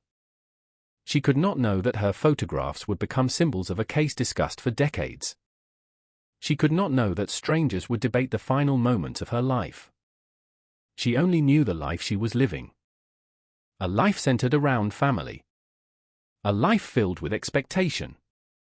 A life waiting for tomorrow. And that tomorrow was supposed to begin with the arrival of a baby boy named Connor. The deeper investigators looked into Lacey Peterson's life, the more they encountered something that exists in almost every missing person case but is often forgotten once the investigation becomes dominated by evidence and courtroom arguments. A person is not defined by the moment they disappear. A person's story begins long before that moment. For Lacey, that story was built through years of relationships, experiences, and choices that shaped the woman she became. To understand the impact of her disappearance, it is necessary to understand what she represented to the people around her. She was not simply someone whose absence created a mystery. She was someone whose presence had been woven into the daily lives of family and friends. Her absence created a silence. And that silence was felt everywhere. Family members did not only lose someone they loved. They lost the person they expected to call, the person they expected to visit, the person they expected to share future milestones with. They lost conversations that had not yet happened and memories that had not yet been created. This type of loss is difficult to explain because grief usually follows something that has already ended. A person passes away, and loved ones mourn the life they shared. But when someone disappears, there is an additional layer of uncertainty. The mind struggles between hope and fear. Maybe she is still alive. Maybe there is an explanation. Maybe tomorrow will bring answers. That uncertainty can become its own form of suffering. For Lacey's family, the days following her disappearance were filled with that impossible emotional conflict. They needed to believe she would come home. They needed to continue searching. They needed to hold on to hope because giving up meant accepting something they were not ready to accept. The world around them continued moving forward, but their lives became frozen around one unanswered question. Where was Lacey? As the investigation continued, more people learned about the woman behind the photographs. They saw images of a young expectant mother smiling during a period that should have been one of the happiest chapters of her life. They saw someone whose future seemed carefully planned and full of possibility. The public connection to Lacey was immediate because her story represented something deeply familiar. She was not a distant figure. She was someone many people could imagine knowing. A neighbor. A friend. A relative. Someone from their own community. That emotional connection helped transform the case from a local investigation into a national conversation. But it also created another challenge. As the attention grew, the details of Lacey's personal life became exposed to millions of strangers. Private moments became public discussions. Personal relationships became subjects of analysis. The woman herself risked becoming overshadowed by the investigation surrounding her. Yet those who knew her continued to emphasize the same message. Remember Lacey. Not only the case. Not only the accusations. Not only the courtroom. Remember the person. That distinction matters because victims in high-profile cases can sometimes become symbols rather than individuals. Their names become attached to legal debates and media narratives. Their photographs become associated with tragedy. Over time, the person they were before the crime can become harder for the public to see. But Lacey's life before December 24, 2002, mattered. Her hopes mattered. Her relationships mattered. Her excitement about motherhood mattered. The dreams she carried for Connor mattered. One of the most powerful images connected to this case is the idea of a future that existed only in imagination. Parents often begin loving their children before they meet them.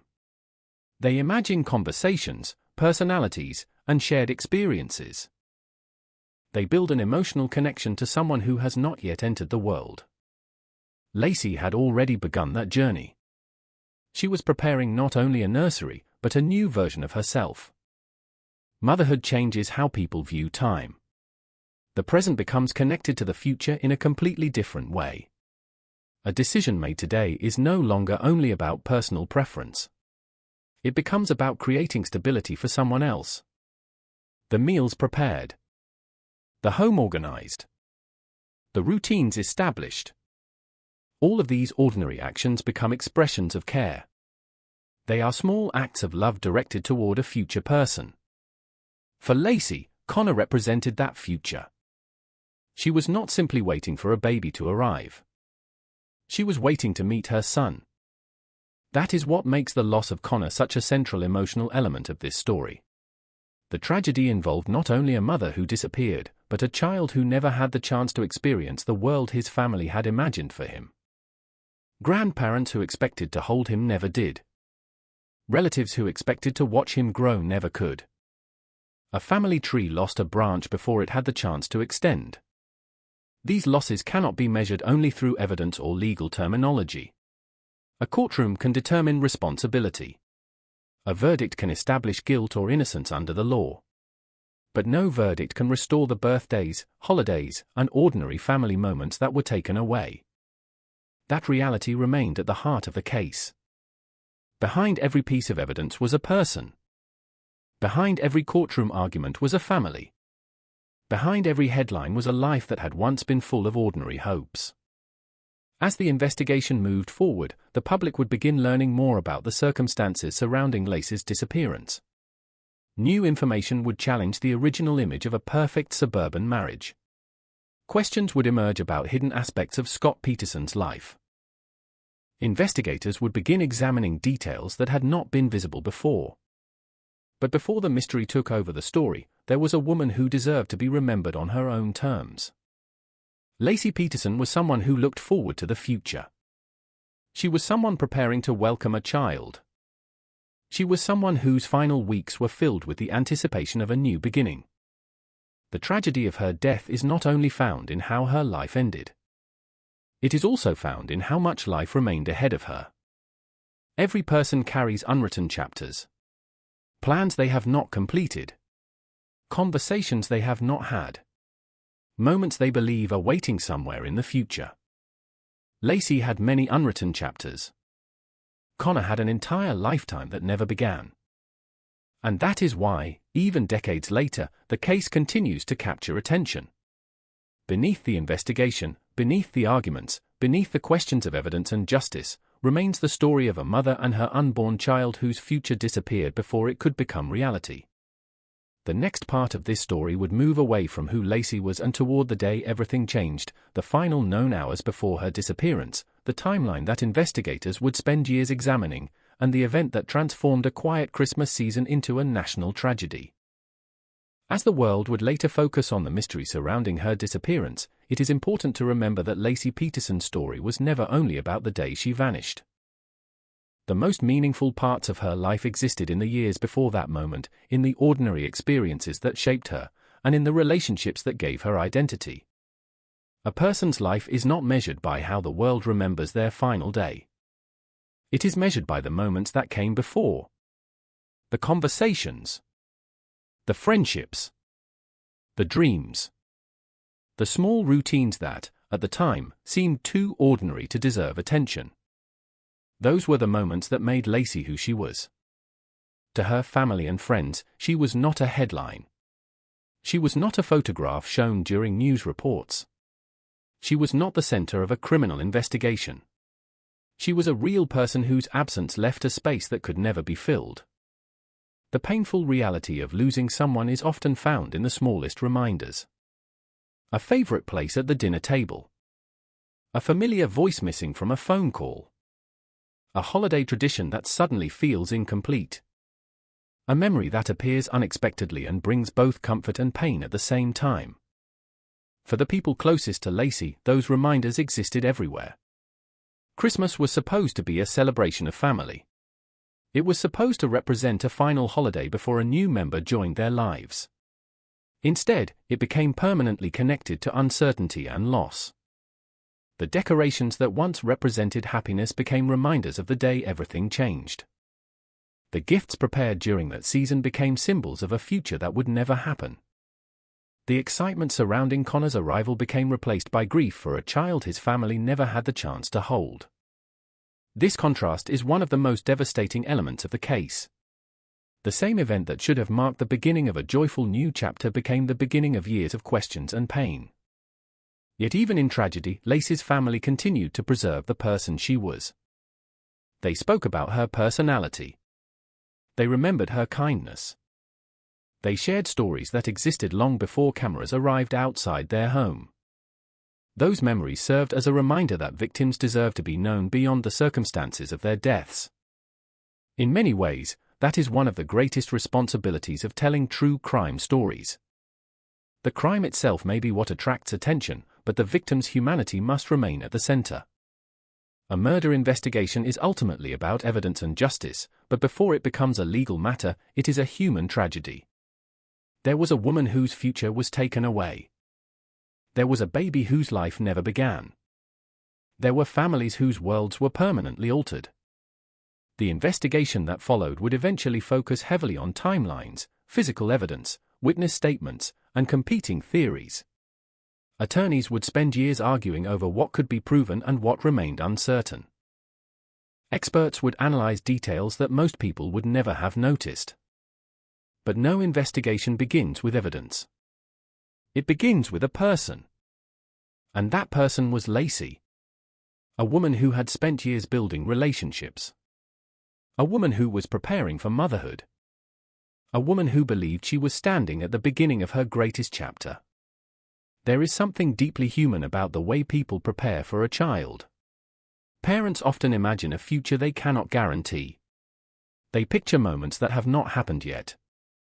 They make promises to someone who cannot answer them. They create a bond with a person they have never met. That bond was already present between Lacey and Connor. The baby she carried was not just an upcoming event. He was already part of her life. Every movement during pregnancy was a reminder that she was not alone. Every preparation for his arrival represented love directed toward the future. The nursery, the name, the plans, and the conversations all reflected the same belief.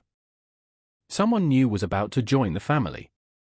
That belief makes the events that followed even more difficult to understand. A future filled with possibility was suddenly replaced by questions. How could this happen?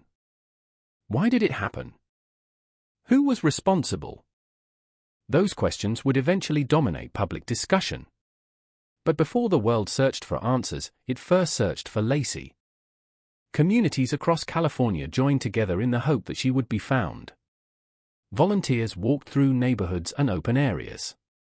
Strangers distributed flyers. People who had never met her learned her name and hoped they would see her face somewhere safe. The search itself became a reflection of how deeply people respond when they believe a life may still be saved. Every possible lead carried a spark of hope. Every reported sighting created a moment of possibility. Every update was watched carefully. For a time, the most important word connected to the case was not justice. It was hope. Hope that Lacey would return. Hope that Connor would still have the chance to be born. Hope that the nightmare had some explanation that did not end in tragedy. But as the investigation continued, the questions surrounding Lacey's disappearance became more complicated. Information about her marriage began attracting attention. Details about Scott Peterson's personal life emerged. The public image of the couple would become increasingly examined, and investigators would begin looking beyond the surface of what appeared to be a normal suburban relationship. The story was changing. The search for a missing woman was becoming something far larger. But no matter how complex the investigation became, one truth remained constant. Before there was a suspect, there was a victim. Before there was a courtroom, there was a family waiting. Before there were arguments about evidence, there was a woman dreaming about meeting her son. Lacey Peterson's life cannot be reduced to the mystery surrounding her death. Her story began long before investigators arrived, long before cameras appeared, and long before her name became known across America. She was a person with hopes and plans. She was someone who mattered to the people who loved her. And that is where her story must always begin. Because behind every case file is a human life. Behind every photograph is a person who once laughed, dreamed, and believed in tomorrow. For Lacey, tomorrow was supposed to bring motherhood. Instead, it brought a mystery that would last for decades. And as the investigation moved into its next phase, the world would finally begin examining the events of the day that changed everything, the final hours before Lacey disappeared, the timeline that would become the foundation of the prosecution's case. And the moment when an ordinary Christmas Eve became the beginning of one of America's most infamous criminal investigations. The morning of December 24, 2002, began like countless other winter mornings across America. The streets of Modesto were quiet beneath a gray December sky. The excitement of Christmas Eve was everywhere. Families were making final preparations, rushing to finish shopping, wrapping last-minute gifts, and preparing meals for gatherings that would soon fill homes with laughter and conversation. For many people, that day represented comfort, tradition, togetherness. But inside one home on Covina Avenue, an ordinary Christmas Eve was about to become the final chapter of a life that had been filled with hope and anticipation. Lacey Peterson woke up that morning as a woman waiting for the future. She was 8 months pregnant. Her son, Connor, was expected to arrive in just a few weeks. Everything about that period of her life should have been focused on beginnings. The arrival of a child. The transformation of a marriage. The creation of a new family. Instead, the day would become the center of one of the most examined timelines in American criminal history. Every hour, every movement, every decision, every unexplained detail would eventually be analyzed. The events of December 24th would become the foundation upon which investigators, prosecutors, and defense attorneys built completely different versions of what happened. To prosecutors, that day represented a carefully planned crime. To the defense, it represented a series of assumptions built upon incomplete evidence. The truth would become the subject of years of debate. But on that morning, before the arguments began, before the theories formed, there was only a family preparing for Christmas. According to Scott Peterson's later account, he and Lacey spent part of the morning at home before their day separated in two different directions. Scott said he planned to go fishing at the Barkley Marina, a location across the bay from San Francisco. It was not an unusual activity in itself. Fishing was something he had done before, and a day spent outdoors during the holiday season could appear completely ordinary.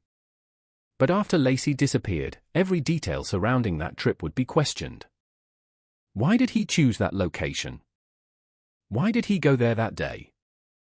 What exactly happened during those hours? Those questions would eventually become some of the most important questions in the entire case. Scott would later tell investigators that he left home to go fishing and returned that afternoon. When he came back, according to his account, Lacey was gone. The house that should have contained the sounds of preparation and holiday activity was suddenly silent. A wife was missing. A pregnant woman was gone. And no immediate explanation existed. At first, the disappearance seemed impossible to understand. There was no obvious sign of a struggle. No clear evidence of forced entry. No immediate indication that something violent had happened inside the home. The absence of answers made the situation even more frightening. For a family searching for someone they loved, uncertainty can be more painful than any confirmed truth. The mind searches desperately for explanations. Every possibility, no matter how unlikely, becomes something to hold on to. Maybe she went somewhere unexpectedly. Maybe there was a misunderstanding. Maybe she would return soon. Those possibilities often keep hope alive during the first hours. But time changes the meaning of everything. As the afternoon passed, concern grew. The holiday atmosphere surrounding the neighborhood began to disappear beneath a growing sense of alarm. The Peterson home, once simply another residence among many, became the place where a family waited for answers that did not come. One of the first unusual details investigators would later examine involved the Peterson family dog. Neighbors found the dog wandering outside with its leash still attached. The detail immediately raised questions because it suggested that something unexpected may have interrupted what should have been a normal walk. A dog left outside. A pregnant woman missing. A husband returning home to an empty house. Each detail alone seemed incomplete. Together, they created a mystery. As news of Lacey's disappearance spread, family members and friends began arriving. The concern was immediate because those who knew Lacey understood how unusual the situation appeared. She was preparing for motherhood.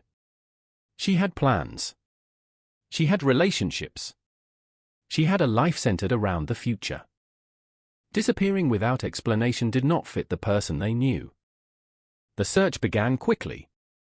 Neighbors walked through surrounding areas. Friends called hospitals and contacted people who might have information.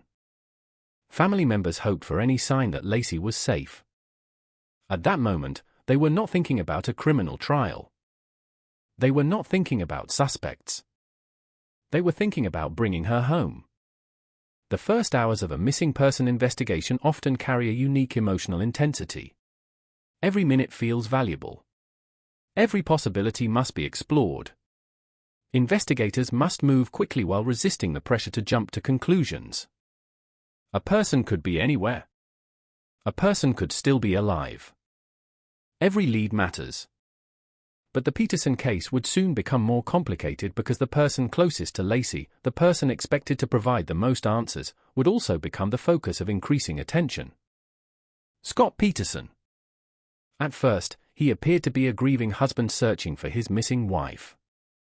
He participated in interviews. He spoke publicly about wanting Lacey to come home.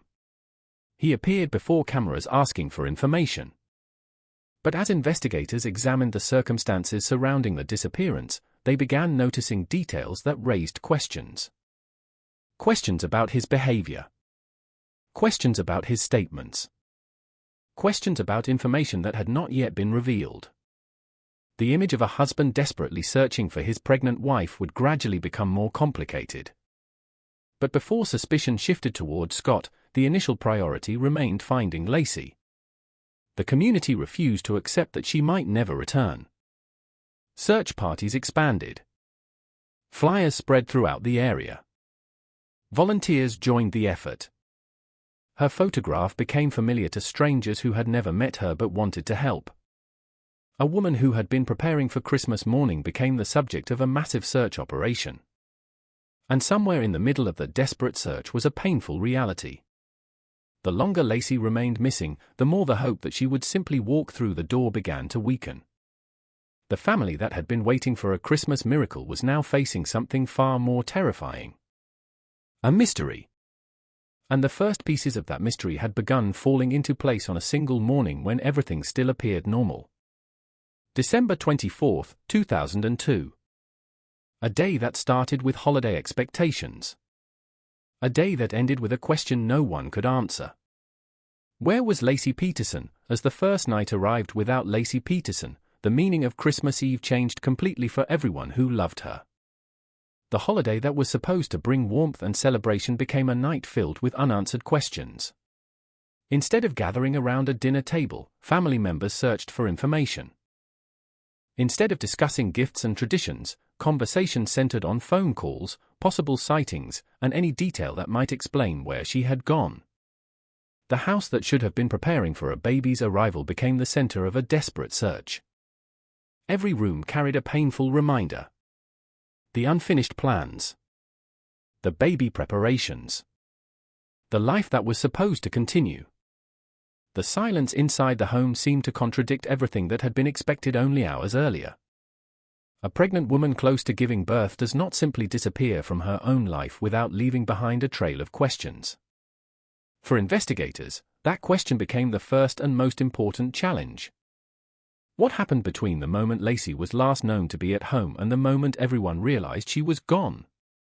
Reconstructing those hours would eventually become one of the most debated aspects of the case. The timeline appeared simple at first. Scott Peterson said he left home to go fishing at Barkley Marina. He said that when he returned, Lacey was missing. But every investigation depends on details. A timeline is not built from broad statements alone. It is built from minutes, movements, locations, conversations, and evidence. Investigators wanted to know exactly when Scott left. Exactly where he went. Exactly what he did while he was away. Exactly what happened during the time when Lacey disappeared. At first, there were no clear answers. Only possibilities. That uncertainty created an emotional storm around the case. For Lacey's family and friends, the most important fact was that she needed to be found. The search was not about proving a theory. It was about bringing someone home. Volunteers continued looking through neighborhoods and nearby areas. They searched streets, parks, and locations where someone might have seen something unusual. The community response grew larger with each passing day. People who had never met Lacey carried her photograph. People who had never spoken to her learned her story. People who had their own Christmas plans put them aside to search for a stranger. That kind of response reflected how deeply the case affected people. A young woman nearing motherhood disappearing during the holidays felt almost impossible to accept. It challenged the sense of safety many people associated with their own homes and communities. If this could happen in a quiet neighborhood like this, people wondered, what did safety really mean? Meanwhile, detectives began conducting interviews and collecting information. They spoke with neighbors who might have seen activity around the house. They examined the Peterson home. They reviewed the known timeline. They attempted to understand the normal patterns of Lacey's daily life. Investigators in missing person cases often look for changes. A person who suddenly behaves differently. A person who makes unusual plans. A person who leaves behind signs that something was wrong.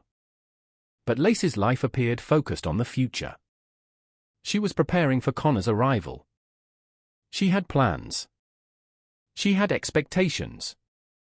Those details made the disappearance even more difficult to explain.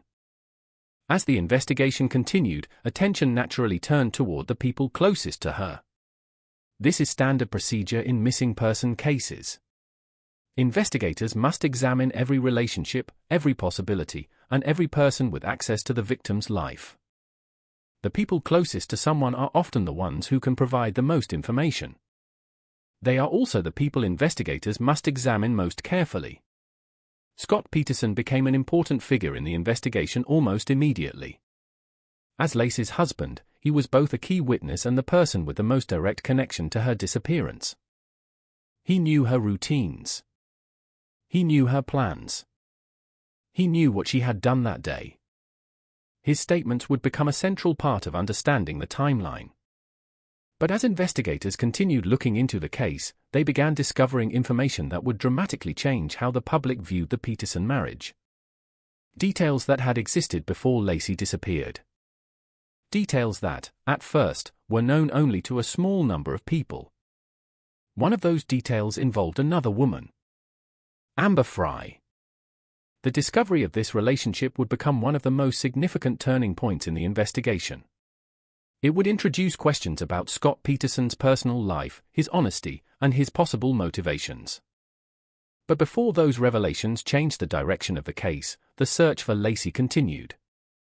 Her family remained focused on finding her. They appeared publicly asking for help. They maintained hope. They refused to accept that the worst possibility had occurred. This emotional determination was understandable. In cases involving missing loved ones, families often hold on to hope because hope is the only thing they have. Accepting a tragic outcome without certainty can feel impossible. Every day without answers brought more pain. Every unanswered question became heavier. The world continued watching. News cameras remained outside the Peterson home. Reporters searched for new developments. The public followed every update. But behind the media coverage was a much more personal reality. A family was waiting for a daughter to come home. A husband was searching for a wife. A child who had not yet been born had already become the center of a national tragedy. As the days passed, investigators began to see that this was no longer simply a missing person case. The circumstances surrounding Lacey's disappearance suggested that the truth would require a deeper examination of everything surrounding her final days. The investigation would soon move beyond the question of where Lacey was. It would begin asking another question. What happened inside the life she believed she knew? Because sometimes the most important clues are not found in the places people search first. Sometimes they are found in the hidden parts of a person's world. The conversations never meant to be discovered. The relationships kept secret. The choices made before anyone realized they would matter. And as detectives continued following the trail left behind by Lacey's disappearance, they were about to uncover information that would transform the case forever. The image of a perfect suburban family was beginning to change. The mystery was deepening. And the search for Lacey Peterson was entering a far more complicated and disturbing chapter. The days following Lacey Peterson's disappearance were filled with a strange mixture of urgency and disbelief. In the beginning, people often search for the explanation they want to believe. A misunderstanding. A temporary separation. An unexpected emergency. Anything except the possibility that something irreversible has happened. For Lacey's family, that hope remained alive. She was young. She was healthy. She was preparing to give birth. She had a home, a marriage, and a future waiting for her. There was no obvious reason anyone could understand that would explain why she would suddenly vanish. The human mind struggles with events that do not fit the natural order of life. A mother-to-be is supposed to prepare for a child. A family is supposed to celebrate a new beginning. A husband is supposed to be looking forward to fatherhood. No one expects those expectations to be replaced by a criminal investigation. Yet with each passing day, the case became more complex. Investigators were no longer only searching for a missing woman. They were beginning to reconstruct a timeline that would eventually become the foundation of a murder prosecution. Every detail surrounding December 24th became important because somewhere within those hours existed the answer to what happened. The last known movements. The last conversations. The last moments when Lacey was believed to be alive. Detectives examined the Peterson home and the surrounding neighborhood carefully. They considered what was typical behavior for Lacey and what might have been unusual. They spoke with neighbors and gathered information about the area. They looked for anything that could explain how someone 8 months pregnant could disappear without leaving behind an obvious trail. The neighborhood itself became part of the story. A place that had once represented safety and familiarity was suddenly being examined through a completely different lens. Streets that neighbors had walked for years were now locations connected to a mystery. Homes that had once been private spaces became places where people wondered whether they had seen something important. This is one of the unsettling effects of a major criminal investigation. Ordinary places can become permanently associated with extraordinary events. A driveway. A sidewalk. A nearby road. A familiar corner. Suddenly, every location carries a question. Did something happen here? Did someone see something? Could one overlooked detail change everything? As the search expanded, investigators began receiving information from the public. Some tips proved valuable. Others led nowhere. Some reports came from people genuinely trying to help, while others reflected the confusion and speculation that often surrounds high-profile cases. The challenge was separating fact from noise. A missing person investigation requires patience because the truth is rarely found in one dramatic moment. More often, it emerges through a gradual process of connecting small pieces together. A conversation here. A record there. A detail that seemed insignificant at first but later gained importance. The Peterson case would eventually follow that pattern. One of the most significant discoveries did not come from the physical search for Lacey. It came from examining Scott Peterson's personal life. Investigators learned that Scott had been involved in a relationship with another woman, Amber Fry, before Lacey disappeared. The revelation changed the emotional landscape of the investigation. Until that point, the public image surrounding Scott had largely been that of a grieving husband searching for his missing pregnant wife. But the discovery of the affair introduced a different possibility, that there were parts of Scott's life that Lacey may not have known about. According to investigators, Scott had told Amber that he was not married and had presented himself as someone who had already lost his wife. That detail would become one of the most discussed aspects of the case. Not because an affair alone proves a person committed a violent crime, it does not, but because prosecutors would later argue that the relationship provided insight into Scott's state of mind and possible motives. The defense would challenge that interpretation. They argued that personal mistakes and dishonesty were not proof of murder. That distinction would become central to the legal battle ahead. But in a court of public opinion, the revelation had an immediate impact. The story people thought they knew began changing. The image of a perfect marriage became more complicated. The questions became sharper. What else was hidden? What did Scott want people to believe? And why had he concealed this relationship? As investigators looked more closely, they began examining not only what Scott said but also when he said it, who he said it to, and whether his statements matched the evidence they were collecting. Timing became critical. Words became evidence. Behavior became something to analyze.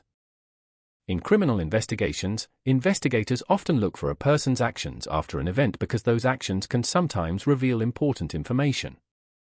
Did someone behave as expected? Did they respond in a way consistent with the situation? Did their actions create more questions than answers? In the Peterson case, Scott's behavior after Lacey's disappearance would become heavily debated. Supporters of the prosecution viewed certain actions as suspicious. Supporters of the defense argued those interpretations were unfair and based on assumptions rather than facts. This disagreement would continue throughout the entire case. But while investigators worked through those questions, Lacey's family remained focused on one thing: finding her. The legal questions could wait. The theories could wait. The arguments could wait. At the center of everything was still a missing woman. A daughter. A wife. A mother who never had the chance to hold her child. That reality remained the emotional core of the investigation, even as the case became increasingly complicated. The world began watching every development. News cameras followed the story daily. Experts debated possible scenarios. The public searched for meaning in every piece of information released. But for those who loved Lacey, there was no mystery more important than the simple hope that she would return. As the investigation moved forward, that hope would be tested. The case was approaching a turning point. The search would soon reveal information that would change the investigation from a missing person case into a suspected homicide. And when that moment arrived, the world would finally face the possibility that Lacey Peterson's disappearance was not an accident, not a misunderstanding, and not a mystery without answers. It was something far more tragic. Something that would lead investigators toward the person standing closest to her. Her own husband. And the evidence that followed would become the foundation of one of the most controversial criminal trials in American history. For months, the search for Lacey Peterson had been driven by one desperate hope: that she would be found alive. That somewhere, somehow, a piece of information would emerge that would bring her back home. That the story would end differently. But as the weeks passed, hope began to compete with a growing fear that many people close to the investigation were unwilling to say aloud. The possibility that Lacey was no longer missing. The possibility that she was gone forever. By the spring of 2003, the case had already become one of the most closely followed investigations in America. The faces of Lacey and Scott Peterson had appeared on television screens across the country. Her photograph had become a symbol of a missing mother-to-be. Thousands of volunteers had searched through neighborhoods, fields, roadsides, and waterways, following every possible lead. Yet despite the enormous effort, there had been no answer. No Lacey. No Connor. No explanation. Then, in early April, the investigation took a devastating turn. A discovery along the shores of San Francisco Bay would transform the case from a disappearance into a murder investigation. On April 13, 2003, a couple walking with their dog near the shoreline of Point Isabel Regional Shoreline in Richmond, California, made a discovery that would send shockwaves through the country. The area was not a place most people would associate with a national tragedy. It was a public shoreline, a place where people walked, enjoyed the view, and spent time outdoors. The water moved quietly nearby. The landscape carried the ordinary sounds of nature and daily life. But that day, the ordinary became horrifying. A decomposed body was found along the shore. At first, investigators did not know who the victim was. The discovery immediately raised questions. Was this connected to the disappearance of Lacey Peterson? Could this finally be the answer everyone had been searching for? The location created an unsettling connection. It was near the same general area where Scott Peterson had said he went fishing on December 24, 2002. That detail immediately drew attention. For investigators, locations matter. A place is not simply a place. It carries context. A person's movements. A timeline. A connection between events. The discovery did not provide all the answers, but it created a link that investigators could not ignore. The following day, April 14, another discovery was made nearby. This time, investigators found the remains of a fetus. The possibility that the remains belonged to Lacey's unborn son, Connor, made the situation even more devastating. The search that had begun with hope of finding a missing mother and child had reached the moment everyone had feared. The possibility of a joyful reunion had disappeared. The Peterson family was no longer waiting for someone to walk through the door. They were facing a loss that words could barely describe. For investigators, however, the discoveries marked a major turning point. A missing person case had become a homicide investigation. The questions changed. Before, detectives were asking, "Where is Lacey?" Now they had to ask, "Who killed Lacey? And why?" The discovery of the remains also intensified the focus on Scott Peterson. The location was significant because of his own statements. He had told investigators that on Christmas Eve he had traveled to Barkley Marina to go fishing. Prosecutors would later argue that the location where Lacey and Connor were found created a direct connection between Scott's story and the discovery. The defense would challenge that interpretation. They argued that the bay was a large area and that proximity alone did not prove responsibility. This disagreement would become one of many battles over interpretation in the case. But emotionally, the discovery changed everything. For the public, the story was no longer about searching. It was about justice. For Lacey's loved ones, the grief became real in a way that hope had previously delayed. There is a unique pain associated with waiting for someone who is missing. Even in the darkest moments, a small part of the mind continues imagining their return. The discovery of remains removes that possibility. It forces families to confront a reality they may have spent months trying to avoid. A future disappears. Plans disappear. Questions remain. The Peterson family had spent months hoping to celebrate a child's birth. Instead, they were mourning a mother and her unborn son. The discovery also brought national attention back to the evidence surrounding the case. Investigators began examining every detail connected to Scott Peterson's movements and statements. The timeline of December 24th was reviewed again. The fishing trip became a central subject of analysis. The boat he owned became a major piece of discussion.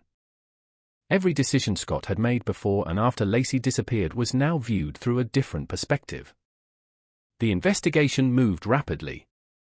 Law enforcement officials continued collecting evidence. Prosecutors began developing their theory of the crime. The public searched for explanations. But even with the discovery of Lacey and Connor's remains, one major challenge remained. There was still no direct eyewitness account of what happened. No one had seen Lacey being attacked. No one had seen her body being transported. No one had witnessed the crime itself. The case would therefore depend heavily on circumstantial evidence, the collection of details that prosecutors argued created a clear picture when viewed together. The defense would later argue that those same details could be interpreted in other ways. That disagreement would define the courtroom battle that followed. But in the immediate aftermath of the discovery, the emotional reality was overwhelming.